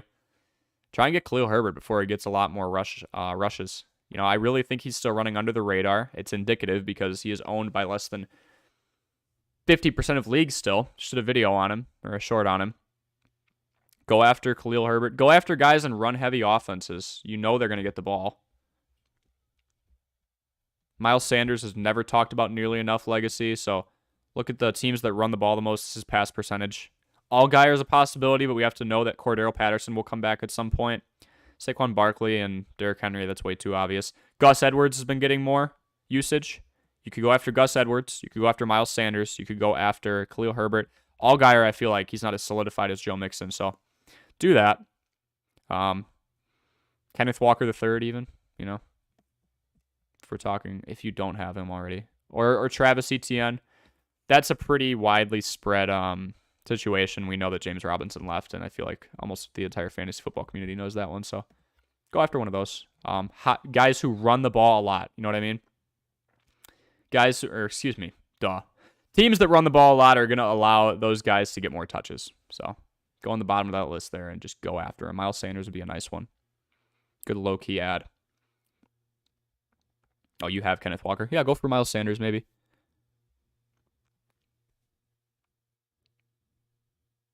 Him or Hill? Who or Hill? 1 second. Other low-key tight ends. Fant or Hill? I like Hill over Noah Fant. I don't think there's a big enough usage pool there for Fant to thrive. Even with DK Metcalf out, you have Lockett. You have Will Dissly, who has more catches right now. And you also have Kenneth Walker III. Virginia Tech legend. Yeah, I saw him coming out of college. I mean, he fell through the draft. Didn't know how. In the open field, he was a beast. Knows how to plow people over. Got some of the best moves for guys his size. I know he's shorter, but he is bulkier that I have seen. Big Khalil Herbert guy. Super hard worker. Great character. Really clean outlook of the game. Just trying to get better every single week. I know I'm using very generic terms, but Khalil Herbert is a dangerous man in the open field. And Khalil Herbert is extremely hard to bring down. He always falls forward for those extra 2 or 3 yards. And 2 or 3 yards doesn't seem like much, but if you do that every single play, that's how you average 6 yards per carry as opposed to 4. Should I trade Kareem Hunt for Deontay Johnson? From Homer. Homer, welcome to the stream, man. I think that's a decent move if you can get Deontay Johnson for Kareem Hunt. I think him and George Pickens will be the 1-2.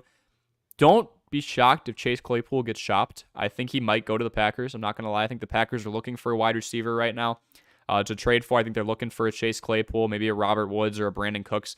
They're looking for a seller, and I think the Steelers are definitely a seller with a lot of wide receivers that they could sell. So I like Kareem Hunt for Deontay. Hunt's usage has been extremely low. He's getting about the same amount of snaps as Chubb, but he's just been filed out of the offense. Talked about this earlier. Last couple of games, it's been 31 touches for Nick Chubb, 11 for Kareem Hunt, or 10 for Kareem Hunt, excuse me, in the last 2 games. 3-to-1 ratio right there. It's no longer as split of a backfield as we saw in the past. Sakib, hey man, thanks for all your insight. I got a question. Full PPR start too. Cortland Sutton, Terry McLaurin, Wan'Dale Robinson, or DPJ? Okay. I think Wan'Dale, when we talk about Sterling Shepard being out and they're going up against the Seahawks, I like Wan'Dale a lot right away. Let's look at the rest of our options here.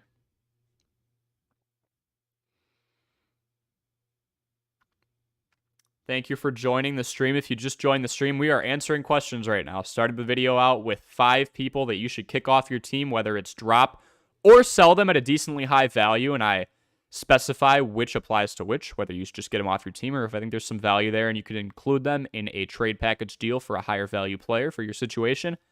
Then we just went into an open Q&A, and we've been doing that ever since. So answering Sakib's question right now, I think Wan'Dale is definitely one. So we are picking between Sutton, McLaurin, and DPJ.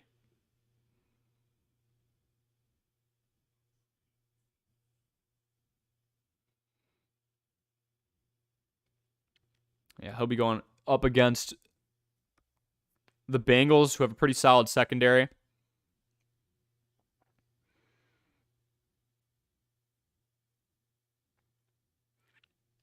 Sutton faces the Jags. They've got some holes, but the Broncos are also the worst offense in the league, 14.3 points a game. Terry McLaurin on the Commanders. He's always so underrated, in my opinion. Had him last year, and I was pretty happy. I mean, occasionally he's going to get ignored. We saw Curtis Samuel get some of his touches early on, but it's just the McLaurin show in terms of the passing game, whether it is Taylor Heineke or Carson Wentz back there.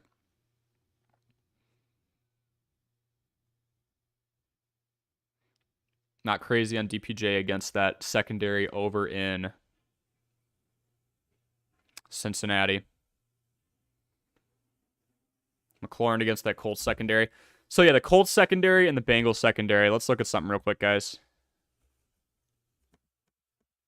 Thanks for stopping in. If you have, leave a like, subscribe if you get value out of this. Doing some in-depth research for all of you. Trying to help as many of you win in Week 8 as possible. Hashtag win in Week 8. I know some of you are, Week 8's a huge week. If you're coming into this 3-4, 2-5, you've really got to start to go on a run as your playoffs are coming up in 6 to 7 weeks, maybe even sooner, depending on the size of your league and the format of your playoffs. And hey, if you're 6-1, if you're 7-0, first, congrats, and second, you're a couple weeks away from clinching. So we're trying to seal the deal here. So I like Robinson.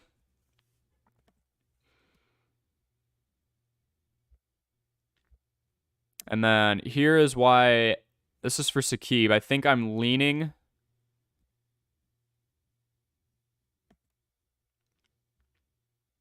McLaurin.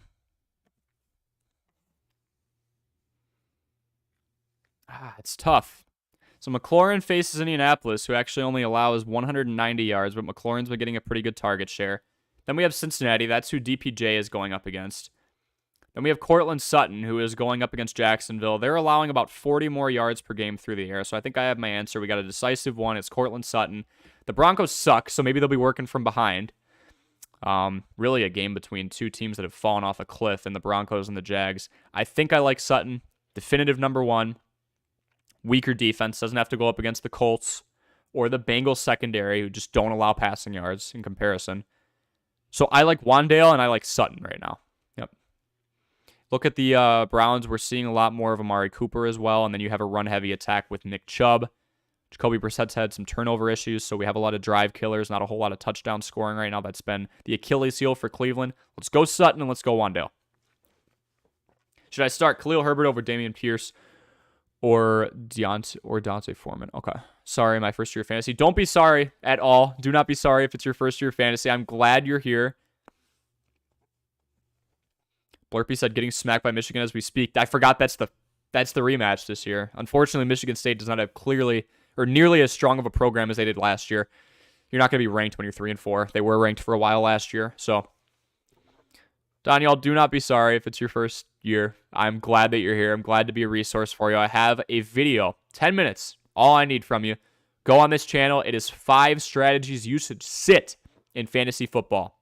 I think something very important is understanding what you should not do along with what you should do. I think those two things are equally as important when you're starting out in fantasy football. Some very complex, terminologies out there, but with this one, I really just keep it simple. I dive a little bit into, some not so simplified concepts, but for the most part, it is broken down. It can apply to somebody who's in year 1 or year 21. So make sure you check that out, Danielle.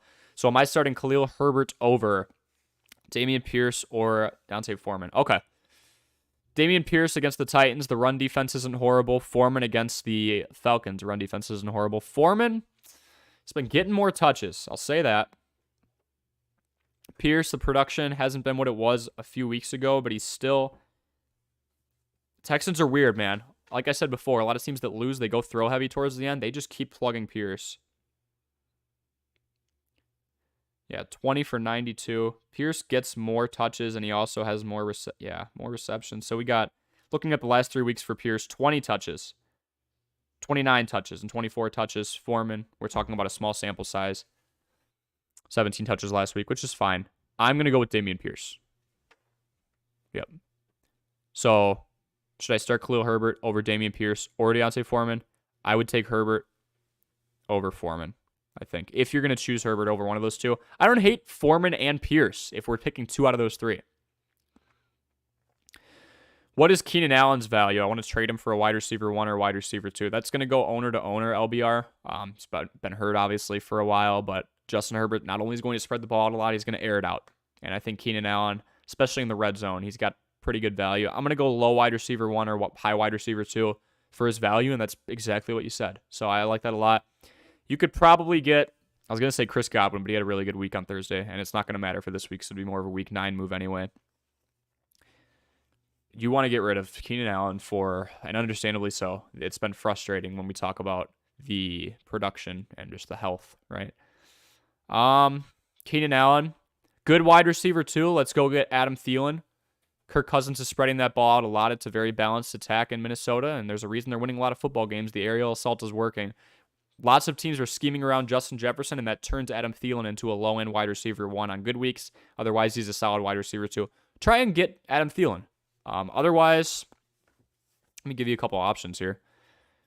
Don't do it this week if you're going to do it, but Paris Campbell is one, and Paris Campbell might not be owned in your league. He's owned in less than 50% of leagues.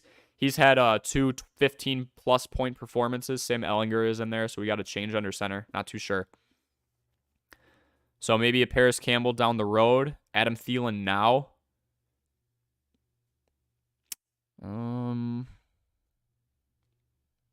Good. I mean, a low wide receiver 1, you could go and get Juju. Because the most targets on that Chiefs team, obviously, are going towards Travis Kelce. You could try a Juju Smith-Schuster or an Adam Thielen or down the road a Paris Campbell. Hunter Renfrow if he picks it up, but I'd put him at like a mid-tier wide receiver 2 right now because Devontae Adams just sucks in as many possible targets as he can. Getting smacked by Michigan as we speak. Oh, we read that before. Yeah, Michigan's a pretty dominant football team. They're top 4 for a reason. Michigan and Ohio State, Big Ten representing, 2 out of the top 4. Picked up the Titans special team just because I'm worried the 49ers will crap the bed again. Should I play the Titans or keep the 49ers in there? Thanks for all you do. Seriously. Anytime, Brian. So worried about the 49ers defense. Well, the 49ers played against the Chiefs, which is one of the best offenses in the league. So I would put that in perspective and understand it.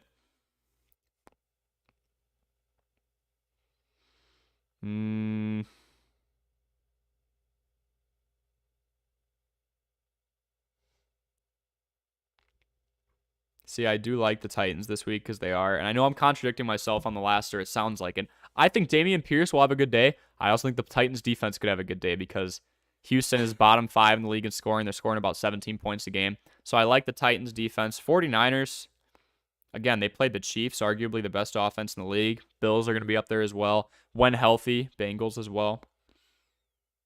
Vikings deserve some consideration. They should be a part of that conversation as well.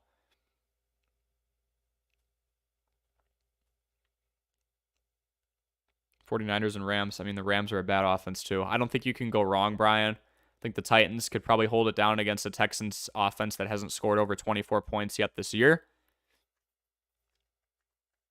And the 49ers are playing a Rams offense that I feel like they're just waiting to go off. You've got Cooper Kupp, you've got Tyler Higbee, but no run game, so maybe they can't go off. They look good on paper in some aspects and really bad in other aspects. They have nothing to build the pass at all. No play action whatsoever.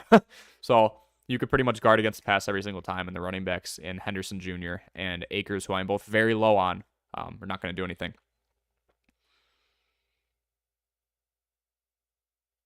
Yeah, you could go with either, Brian. Titans might be a safer play because we just haven't seen the Texans do anything on offense in the last couple years with their personnel. The Rams are weird. They won the Super Bowl, and now they can't score at all, but they do have the pieces. Cooper Kupp could definitely go out there and cook somebody, but I do think the 49ers have historically been well against the Rams, as we've seen, with the exception of the playoffs last year. You could go either. 49ers are more talented. Titans have a better matchup. Stefan or Steven Joe, welcome to the stream. Leave a like and subscribe if you are getting value out of this. Should I keep Jamar Chase or trade him? Got offered DK for him. DK is hurt too, man.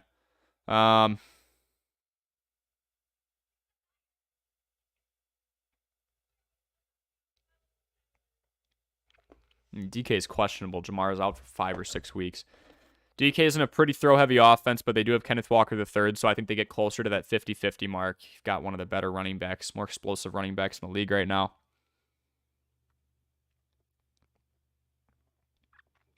But my thing with DK is his usage has actually been down. 8 targets, then 7 targets, then 2 targets. Not catching the ball a whole lot. 5 of 8. 2 of 7 against Arizona, who doesn't exactly have a great secondary. And then 1 of 2 against Los Angeles, the Chargers. I want more than just DK for Jamar Chase. Try and milk the fact that when Chase comes back, he's going to be a beast. Maybe they're going to bring up the fact that once Chase is back, you're probably in the playoffs, and those are pretty valuable weeks. But you're missing... Oh, you could keep him as well. Maybe just go with some good pickups. I don't think DK is the value that we think he brings, or has the value that we think he brings. I can speak English, I promise. Either keep Jamar Chase or get more than DK for him, because DK hasn't been getting a whole lot of targets as of late, and Jamar is a very high-volume guy. Despite the fact it seems like it's either him or it's T. Higgins or Tyler Boyd, he was blowing them out in targets this year before he got hurt. So you need somebody like that as an equivalent. Trying to think of some guys off the top of my head. Maybe Michael Pittman. You need somebody who's going to fill that time effectively. But I understand they want, they don't want to give up too much because it's a 4 to 6 week gap for a guy that's not going to be playing. Maybe a Michael Pittman. Make the argument that with a backup quarterback, he won't get used as much, which is possible, but it's also possible the backup quarterback and Sam Ehlinger leans on the number 1 wide receiver on that team, which is Pittman. So get more or keep Chase, up to you. But don't trade him for DK. Daniel, he's asking me, Curtis Samuel for Paris Campbell. Curtis is currently on my bench. I kind of like it. I'm not going to lie. Paris Campbell's had 2 pretty good weeks. I kind of like it, but I don't kind of like it because Curtis Samuel's been a little more consistent. Paris Campbell just popped off these last 2 weeks. Before that, he really hasn't been that involved. So we have to ask ourselves, is that offense going to be more centered around Paris Campbell because of his recent production? Or is Sam Ehlinger going to do what I think most quarterbacks do, and that's what I've seen them do, is lean on the run, Jonathan Taylor. Lean on those checkdowns with Jonathan Taylor. And then lean on the wide receiver one with Michael Pittman. Paris Campbell's got upside. You could always take him in, and if he isn't doing too well, wait for a high week, wait until his value is high, and then sell him off. I think we're really digging deep into the bench, and Paris Campbell's got more upside, but Curtis Samuel is more consistent. So if you're a more conservative player and you want someone who's going to get you your points every week and isn't going to, completely crap the bed, I think Curtis Samuel's a better option out of the two. If you want someone who's got some serious upside, well, we have seen it with Paris Campbell, so you'd go with that. So you've got to ask yourself, do I want someone who could boom a couple times but could also bust, or do I want a more consistent player? Consistency being Samuel, Paris Campbell, we don't know yet, but he's had 2 very good weeks. So keep him in a full PPR league. I've got to sit one between DeAndre Swift, Dalvin Cook, Miles Sanders, or Kenneth Walker III. Love Kenneth Walker III. He's been getting his touches. Miles Sanders, that's a run-heavy offense, and they're going up against the Steelers, who have not been very well at anything as of late. And when you talk game script with Miles Sanders, when you win a game, I think I'm agreeing with a lot of people here, and I have a lot of people on my side when I say I think the Eagles are going to beat the Steelers. You run the ball. So I think Miles Sanders gets fed late in the game. Start Walker, start Sanders. We are between Dalvin Cook and DeAndre Swift. Swift coming off an injury. Cook a part of a pretty balanced attack over there in Minnesota. Going up against Arizona. Not the best defense, I think. I like the Vikings in that matchup, and game script-wise, I think Cook always gets more. We know Cook is going to get his touches, even with Alexander Mattison getting some increased production as of late. Cook's healthy. Swift, A, coming off an injury. B, you can't guarantee that Detroit's going to beat anybody right now with how god-awful that defense is. So time of possession might be an issue. And we also talk about the fact that Jamal Williams has been producing pretty well. And it's not a competition, but it's more of a committee than Cook and Madison is. Walker's phenomenal. Start him. Sanders is in a game script where he should win. His team should win against the Steelers. He'll get some of those garbage time touches to whittle the clock down. And Dalvin Cook, I'm going to go off that same argument. He'll get some of those garbage time touches. DeAndre Swift is a part of a team that may have to work from behind, throw the ball a lot more, and he's coming back from injury. Sit Swift out of those 4, in my opinion. Just basing what I am saying off research I've done. If you have research that contradicts that or you think is more in-depth or more sound, please go with that. Should I do Keenan Allen for Mostert and Adam Thielen? If you can get Raheem Mostert, who I talked about Chase Edmonds. He was one of my guys earlier who hasn't been getting used a whole lot. I actually have this screen still up. I mean, look at the usage here. I'm in love with that. We got Raheem Mostert up there. It was 50-50 before with Chase Edmonds at the beginning. This is snap percentage, by the way. Probably never said that. Get all the way down to week 7. Chase Edmonds on the field for 29% of snaps. Raheem Mostert, 71. So you get Mostert, a solidified running back 1. You get Adam Thielen, who a lot of teams are not thinking about as much because of Justin Jefferson. So he gets his targets via Kirk Cousins, who's not afraid and is very able to spread the ball around. For Keenan Allen, who's been hurt and could get hurt again for all we know, I'd take it. Yeah, I think that's very fair for both sides. They'll see a wide receiver 1 with a lot of upside. You'll see 2 pieces you know are healthy, you know are in there, and you know are going to get looks. Blurpy quarterback is Hurts. Running backs are Kamara and Cook. Wide receivers are Amon-Ra St. Brown and DeAndre Hopkins. Okay. Tight end is Waller. We've had some issues with him lately. 2 flexes are Tyler Lockett and Travis Etienne. Other options are McLaurin, Pittman, and Foreman. Also, Dulcich is at tight end, but he plays at 9:30. No Waller. I'll get Hill. Keenan might be great after the bye week with Williams. And potentially Palmer still out. Yeah, Joshua Palmer's out. And then obviously Mike Williams has had some issues as well. Yeah, feel free to help each other out on this too. I think Mostert and Thielen's good. We do have Austin Eckler getting a lot of touches and targets as well over there. So even with Williams and Palmer out, is Keenan Allen really going to get as much usage as we anticipate? He'll get some. He'll definitely get more than any other receiver out there when Joshua Palmer and Mike Williams are out. But they're not out for a prolonged period of time.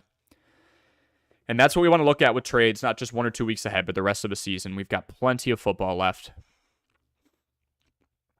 It gets good either way. So, Blurpy, we are asking, can you remind me here? I'm looking back at your comments. I apologize. We're deciding at tight end between Waller and Hill, but possibly Dulcich, but he plays at 9:30, so obviously you got to make that decision sooner than later. Waller's number 3 for me right now, just because he keeps getting injured. Should I switch anything? Okay. McLaurin, Pittman, and Foreman are on your bench, is what you're saying.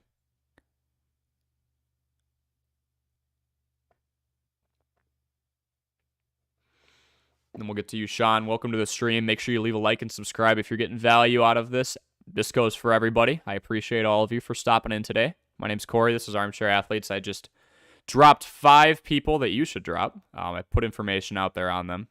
Either drop them or sell them if they're high in value. And now we're just answering questions. Have been doing so for the last hour. Yeah, so Blurpy, should you change anything?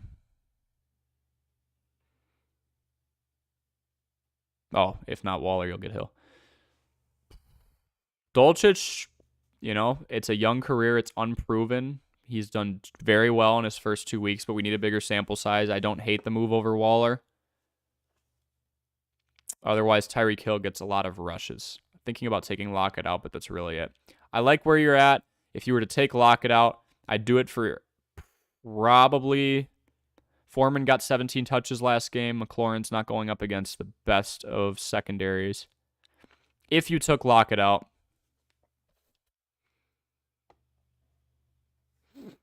let's see. Foreman's going up against Atlanta, and if the Panthers can win that, he'll get even more touches. He got 17 last week to begin with.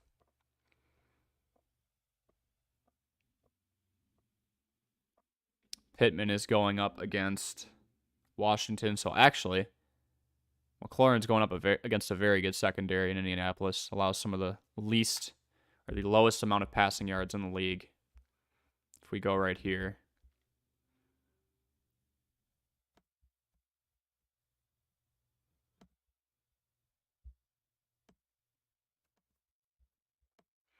This is what McLaurin's facing. 190.3 passing yards allowed per game. Only problem is that Foreman plays at 1 and Lockett, Pittman, and Terry are at 425, so you'd have to make that decision early on, right? Well, I'd avoid Terry. I would definitely avoid Terry. If Lockett doesn't play, I'd put Pittman in. Yeah, because Pittman's going to get more usage, and the Commanders aren't too scary on defense. And like I said, backup quarterbacks typically lean on that wide receiver 1 and crucial pass dominant plays. Your 3rd and long, your 2nd and long. Maybe the first down if you want to take a shot and they trust Sam Ehlinger's arm. He threw some pretty good deep balls in Texas. I'd say stick it. Otherwise, Foreman or Foreman or Pittman, are good. Stay away from McLaurin. Very tough matchup there. If you're going to swap somebody out for Lockett, it'd be Pittman or Foreman. Otherwise, I'm okay with you staying at that, to be honest. I think it's a pretty decent matchup. Because keep in mind, DK is hurt right now. Even if he plays, maybe he's not 100% and they use Lockett more. So we'll look at it that way too. If Lockett doesn't play, I'd put Pittman in, as you said before. Yeah, and I agree with that. Sean, who wins this trade? 1 quarterback league. Lamar, Mike Evans, Dameon Pierce, or Tua, Travis Etienne, and CeeDee Lamb. The person receiving Lamb has Dak and Tyreek. Oh, okay. Good to know. Lamb and Dak. That offense didn't do as good as I thought it would against the worst defense in the league in Detroit. So I'm going to keep that in the back of my head. Let's take it straight up. Lamar or Dak? I think Lamar adds that extra element and that he runs it more, and he's been more fantasy friendly so far. Obviously more durable than Dak. I give the edge to Lamar over Dak. Mike Evans and Etienne, we'll just call this a flex spot. Or, no, we'll go Evans to Lamb. Evans more consistent. Lamb has a higher ceiling. We'll call that a wash. Okay, so Lamar. Oh, my bad. Well, yeah, Lamar over Tua still. That's what I meant to say. I just said Dak. Evans and Lamb are a wash. Dameon Pierce or Travis Etienne. Dameon Pierce has been getting way more touches than I think Travis Etienne will. It's yet to be seen because Etienne was sharing that backfield with James Robinson. Now he's not, but we know that Pierce gets 20-plus touches pretty much every game. So I like top half. I like Lamar, Evans, and Pierce over Tua, Etienne, and Lamb. Not by much, but it's close. Even with Lamb having Dak there as well. Yeah, so, and then Blurpy, back to yours. If you take Lockett out, putting Pittman in, not a bad idea with the back quarterback who will typically rely on the wide receiver 1. Etienne might pass Pierce with pass catching. He could, but Pierce just gets such sheer volume that all he needs is 1 or 2 touchdowns to take Etienne out. There you go. You guys can kind of talk on that as well, but I'm cool with either, but I do like Lamar more than Tua. And I think Evans and Lamb are a wash, so it depends on how much more you like Etienne than Pierce. Here we go, LBR. New trade is Keenan Allen, Khalil Herbert, Cordell Patterson for Thielen, Mostert, and Najee Harris. I do like Khalil Herbert more than Najee. I know Najee is the definitive number 1 over there. I think that will change eventually if the yards per carry stays relatively low. Khalil Herbert getting more action in Chicago.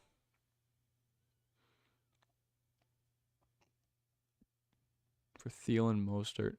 I really want you to hold on to Khalil Herbert.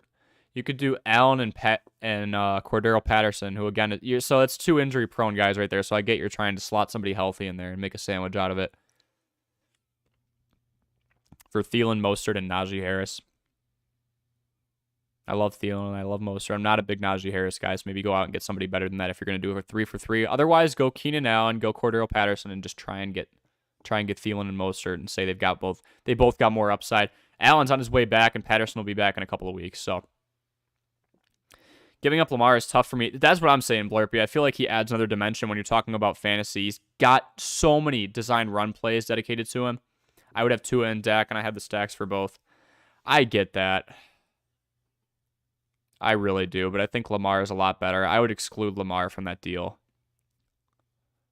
And then for LBR, get Herbert out of there and try and get Thielen and Mostert. I don't think Najee is necessary in this deal.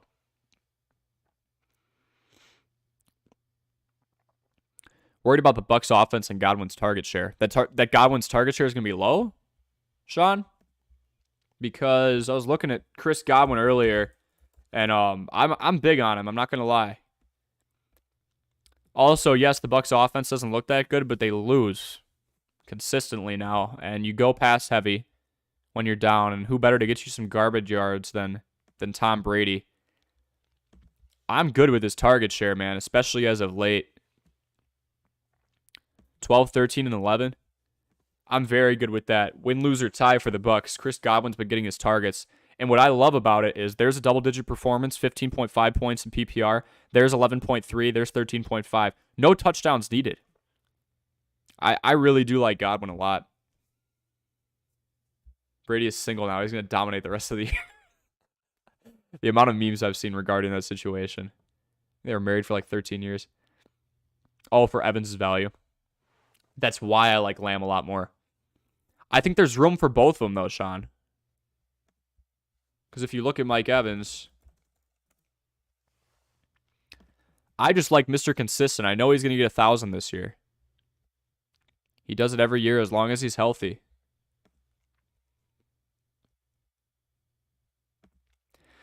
Like, let's look at Thursday. I know, excuse me. I know it was Baltimore secondary, but I'm not worried about that. This is 1A, 1B, and this is a team that has lost their last 3 games against 2 really bad teams in Carolina and Pittsburgh. Let's talk about that. But Godwin was back this week. He had 11 targets, 6 receptions, 123 yards. Not going to be 100 plus every single time, but even without that 51-yarder, he went 5 for 70. I think that those two are really just going to dominate in terms of targets, and beyond that, it's going to be a steep drop-off. Lamar is the main piece that he wants. I wouldn't do the deal. I'm going to be honest with you. If you see the value on the other side of it with CeeDee Lamb as opposed to Mike Evans, I understand it, but I probably would not do the deal because I think Lamar and Tua have a pretty big gap. I think Evans and Lamb are pretty much a wash. And then Pearson, Etienne. It's close, but I think there's a pretty sizable gap between Lamar and Tua. And we talk about the state that Tua was in not too long ago. Who's to say he doesn't get hurt again? I hate to bank on injury, but that's something we have to consider. I wouldn't do the deal. That's just me if I was in this spot. So that's for Sean. Also, I want to show you guys something real quick here. I was working on this earlier. I'll pull it up. Kind of experimenting with a fantasy football algorithm, just using to try and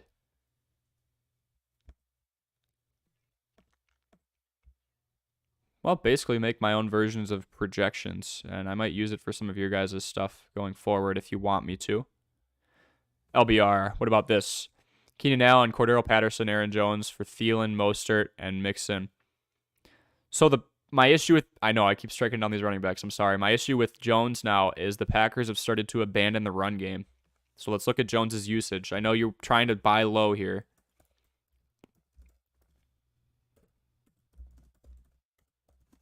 I like Jones more than Mixon. I mean, Bengals O-line is just atrocious. My thing that I like mostly with Jones is that he's more involved in the passing game, so I like Jones more than Mixon. Oh my goodness, actually. Yeah. Especially after this last week. The answer for Aaron Rodgers may just be to check it down. It's been Jones and Tanyan a lot right now, or Tunyon, as opposed to using Allen Lazard, who's been hurt here and there, and Romeo Doubs, who just hasn't been getting looks. I'd do Aaron Jones. Yeah, I'd put him in that deal.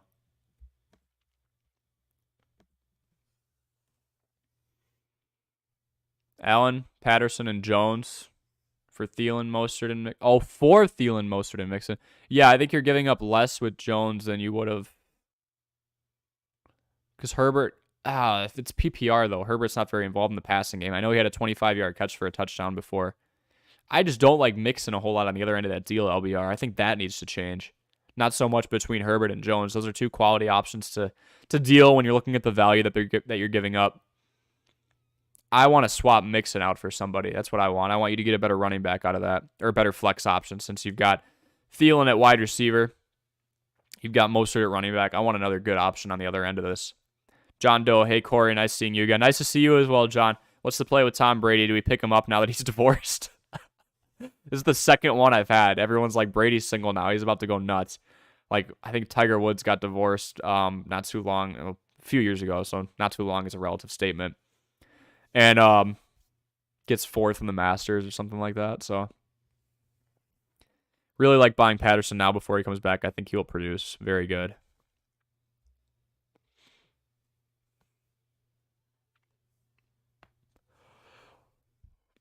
Well, LBR would be giving up Patterson, I think. Is Patterson in your deal? I'm just looking at Sean here. I like Patterson in general, too. I don't think Algier has done anything too special to be able to take away from the Swiss Army knife that is Cordero Patterson. Atlanta has made it very clear they don't want to pass the ball a whole lot. Marcus Mariota's throwing the ball 15 times here, 16 times there.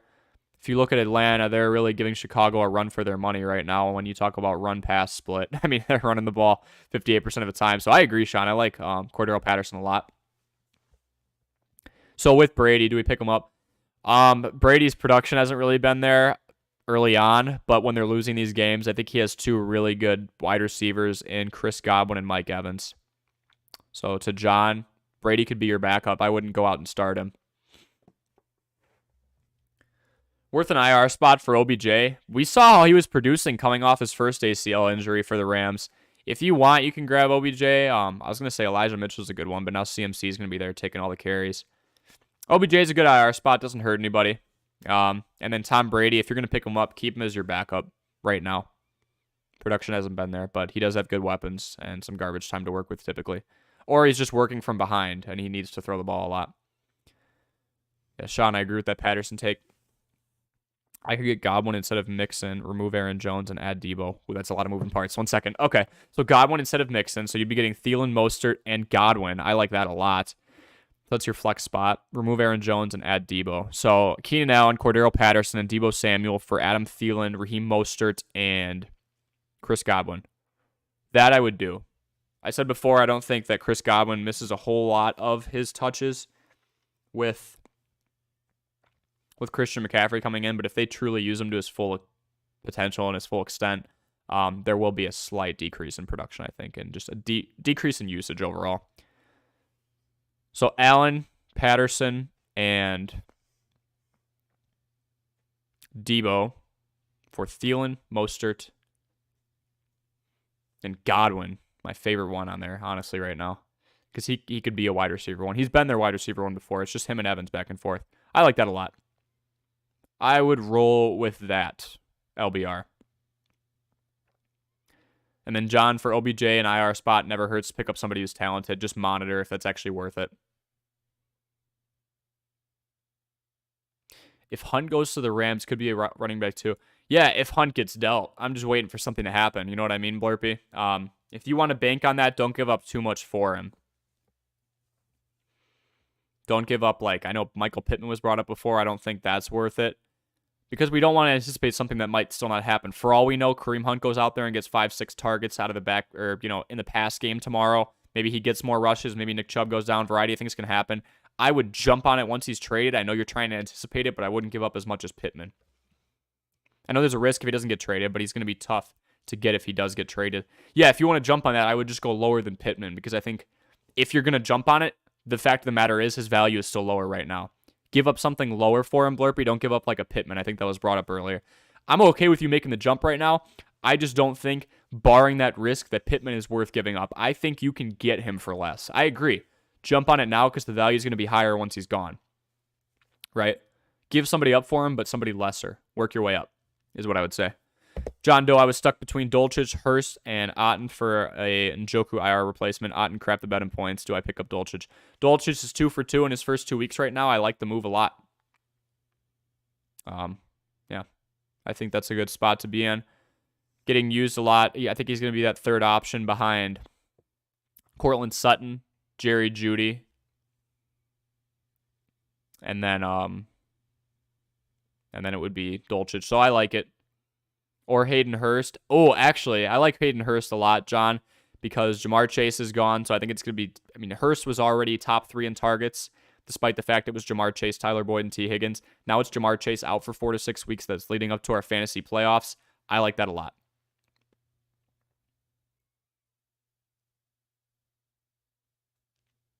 I would go with Hurst. Thank you. No problem, LBR. I think it's worth trading for Hunt. I think it is too, Sean. I agree. We got to jump ahead of a trade should it happen. You got to be ahead of a Chubb injury or a Hunt trade. Agreed. Wandale and Foreman for Hunt, but he said no. Foreman's going to be a short-term solution because Hubbard may be coming back. I think Pittman's way too much too, man. As Sean is saying as well, if he is not going to do anything other than Pittman, maybe we just eat it and say, well, if Hunt gets traded, we can't do anything with it. I don't think you can give up the wide receiver 1 for a team that has been heavily relying on him and may still do so with a backup. Can't give up Pittman. That's too much. I think Wandale and Foreman was generous, but if he took it, you go with it. I have both Carolina backs and would throw them both in. You could. Wandale and Foreman is a good offer. I don't know if you're going to get him for Chuba and Foreman, but you could try it. But that's way too much. You should not have to give up Pittman for that. Because what if he doesn't get traded? Now we're going to get, 2 points a week? And just have him sit on our bench? Other side of your trade has to understand that.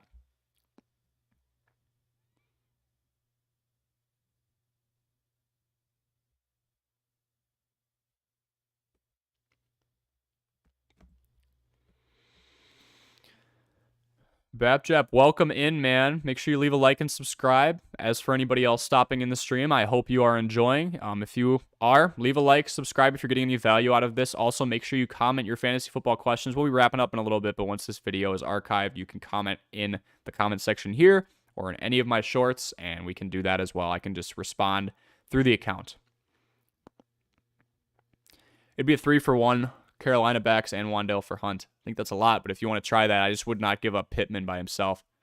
He's going to have to clear out his depth chart, and if he's cool with that, that's fine.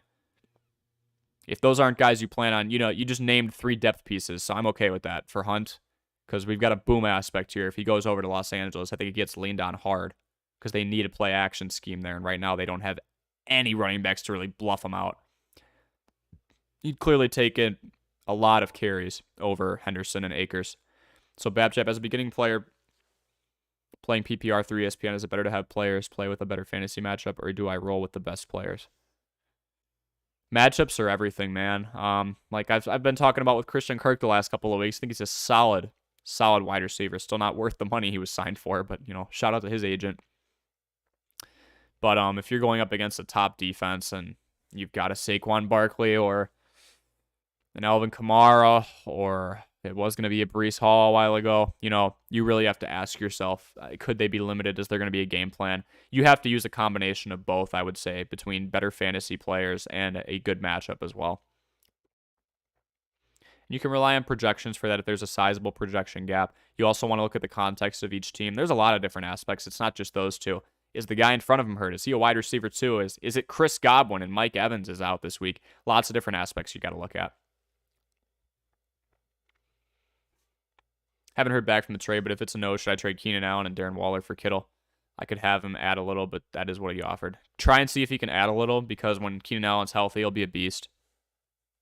Darren Waller has been not worth a whole lot as of right now, because it's Devontae Adams, it's Hunter Renfrow, and Darren Waller gets whatever's left when he's actually healthy. Have him add a little. Try and get a 2-for-2 out of it. Like, worst player on his bench. Just get something out of it, because you can use that for leverage going forward. 3-for-1 is a lot, but who's on your waiver? Yeah. I think I have 3 running back ones right now, and I could add Hunt if he gets traded. Yeah, it's a lot, but I'd pick up Allen Robinson and Antonio Gibson off waivers. Okay. Robinson hasn't been getting a whole lot of usage, and if Hunt goes there, I think he gets even less, because it's Kupp, it's Higbee, and then, you know, it'd be Hunt on some checkdowns. Not too much else there, but I got a ton of depth at wide receiver and would have 4 running backs too.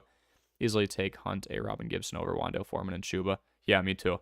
Give him a 3-for-1, Blurpy. Go for it. If you know you can get those guys off waivers right away, I mean, it's Saturday night. You can grab them immediately as soon as the deal's done. Go for it right now. Pacheco's a good option as well. And then, yeah, going back to Babjab, if you didn't hear me answer before, it's a combination of those two. Who's got the better matchup? Who's a good player? What's the depth chart look like right now? You know, is somebody else getting more touches than them? Is somebody else in front of them hurt? Is somebody behind them hurt? And they're just going to get more usage in general. Do you think this team is going to win? I'm a big fan of that game script. If you're going to talk about the Eagles and Steelers right now, I think Miles Sanders will get a lot of touches, because what do you do when you're winning? You chew the clock down by running the ball. Vice versa, if you're working from behind or you're in a close game, you'll start to throw it down the field more. Babchep got McCaffrey and Mostert at running back 1 and 2. McCaffrey has a more difficult matchup, and Mostert has an easier one. Latavius Murray has an even more favorable matchup. Do I dare drop McCaffrey? I hope you mean bench. I would not drop McCaffrey. Would not drop Christian McCaffrey at all. One of the best run-heavy offenses in the league, and you've got a very talented running back there. Probably snag him over A-Rob. Yeah, I agree. Could have him add Pickens or Gallup. You could do that as well.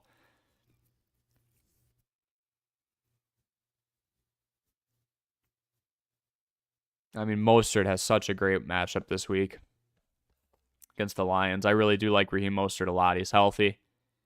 I would go Mostert. Latavius Murray, that Broncos backfield in general is still pretty split. Melvin Gordon's getting some. It is all Raheem Mostert. I would go Raheem Mostert. Do not drop McCaffrey, though. Bench, never drop. Okay, good. Glad we understand that.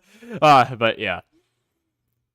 I like Raheem Mostert against that really weak Dallas. There we go, Corey.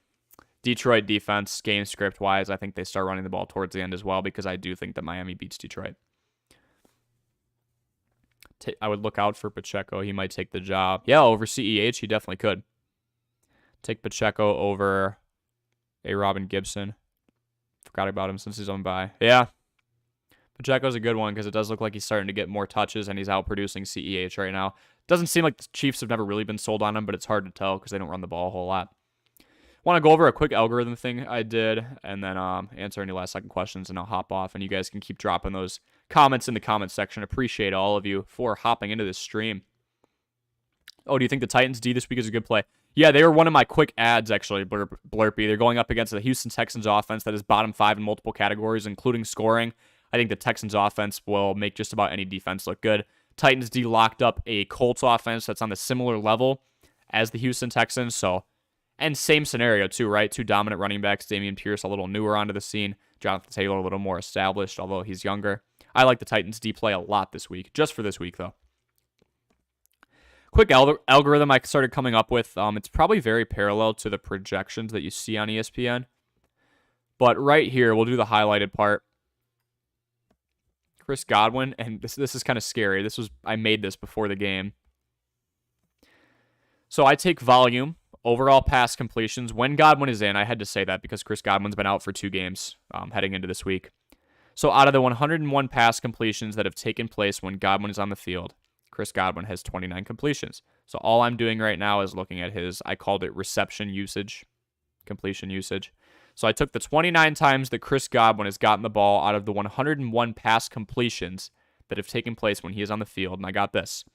When Chris Godwin is on the field and a ball is completed, he gets the ball 28.7% of the time. Now, I have to be careful with these averages because now we're using pretty big sample size. I mean, we're halfway through the season, but if we were 1 or 2 weeks through the season, you are not doing this. This is based off averages, law of large numbers. You have no data to work with. Okay? So then we go to passing yards per game allowed and gained. Baltimore has allowed 261 passing yards per game. Tampa Bay has gotten 266 passing yards per game. So I made the assumption, I went in between the two, and I said that 263 right here. I expect Tampa Bay to get in between those two. I think Baltimore will hold them a little closer to that 261, but Tampa Bay will fight back. I sat in the middle of 263. Now we take Godwin's target share. So let's say, hypothetically, because we took this average here, Tampa Bay gets 263 passing yards. They got well over 300, by the way. So that went out of the way. Let's say they get that 263 passing yards. With Godwin's 29% reception share rate, he should get 75 yards. Now, Chris Godwin, actually, with my little simulation, I got 75.5 yards. This is a small sample size. Chris Godwin got 75 yards, so I thought that was pretty cool. I wanted to bring that up. Running backs, we've got it too. Derrick Henry this weekend. Let's watch this. It's with Indianapolis. It was ahead of that game. I wanted to compare with what he actually got. He got way more than 95 yards, but I said, okay, Indianapolis allows 123 rush yards per game. Tennessee gets 109 per game. We'll take Henry's rush yard average, 89. It's rushing, so it's a little different than that wide receiving core spot. His rush yard share percentage is what he actually got. So, excuse me.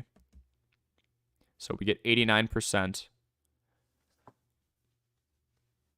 of 108.7 yards. So he gets the ball 90% of the time. They're getting 109 yards a game. He should get that, which is what he was averaging coming in pretty much. But then we considered the amount of rushing yards gotten per game. So we averaged between 109 and 123. We got 115 and some change, and that was what he was supposed to get.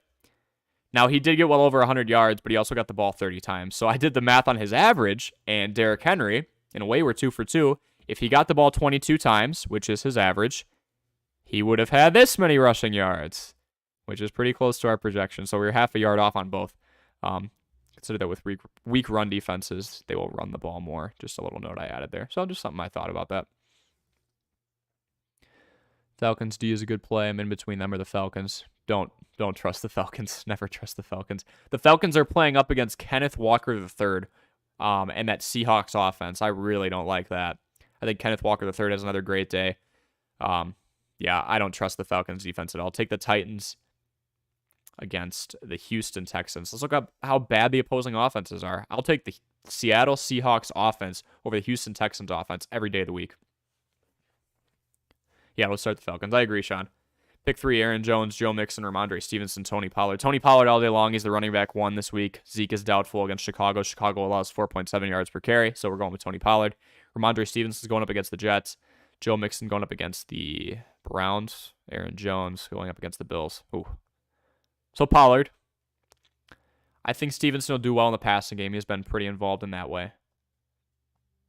Aaron Jones or Joe Mixon. I think that the Bengals can win that game against Cleveland. So by game script, if you're winning, you chew the clock down by running it. We'll go Joe Mixon. Yeah. Aaron Jones had 10 targets, though, against the Commanders. We're going to go Aaron Jones for PPR here. Aaron Jones, Ramondre Stevenson, Tony Pollard. Sorry for asking about so many trades. No worries, LBR. Should I do Keenan Allen, Darren Waller, and DJ Moore for George Kittle and AJ Brown? DJ Moore's fantasy value is going to go up. There's nobody left. Robbie Anderson's gone. CMC's gone. I would try and get a 3 for 3 out of that. Get George Kittle, AJ Brown. George Kittle's way better than Darren Waller. AJ Brown is a little better than DJ Moore right now in terms of usage. Moore's value is going to go up. Brown's usage isn't as high as most think, but he gets those red zone targets and those big plays. Keenan Allen. Get somebody equivalent to Keenan Allen. Try and get them to throw a wide receiver too in there, I would say. John Doe, do you have a schedule for live streams or do they just happen when they do? Love the advice, man. Glad I stumbled across you 2 weeks ago. Thank you, John. Rough schedule, okay? I'm kind of working with a full-time college student right now. Darren Waller's still an option. I traded him so long ago. Yeah, Darren Waller's been pretty bad, so I would try and get rid of him. Otherwise, just drop him and include somebody else in there.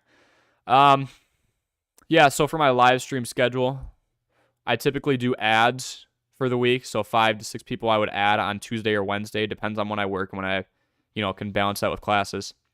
And then I do drops. I did drops today. I'll do drops on like Thursday or Friday or Saturday. So between Tuesday and Sunday, I have 2 or 3 streams between 7 and 11 p.m., if that makes sense. I'm going to try and get a more solidified schedule. But very inconsistent schedule in terms of my life right now. So it's my goal to just get 2 or 3 live streams out between Tuesday and Sunday. I don't do during the season or during the games, just because I'm kind of letting the action happen and I'm doing some research there for the streams. So John Doe, between Tuesday and Sunday, between 7 and 11 at night, if you look between those time frames, you'll see me more times than you won't. So I'll put that in the chat here too.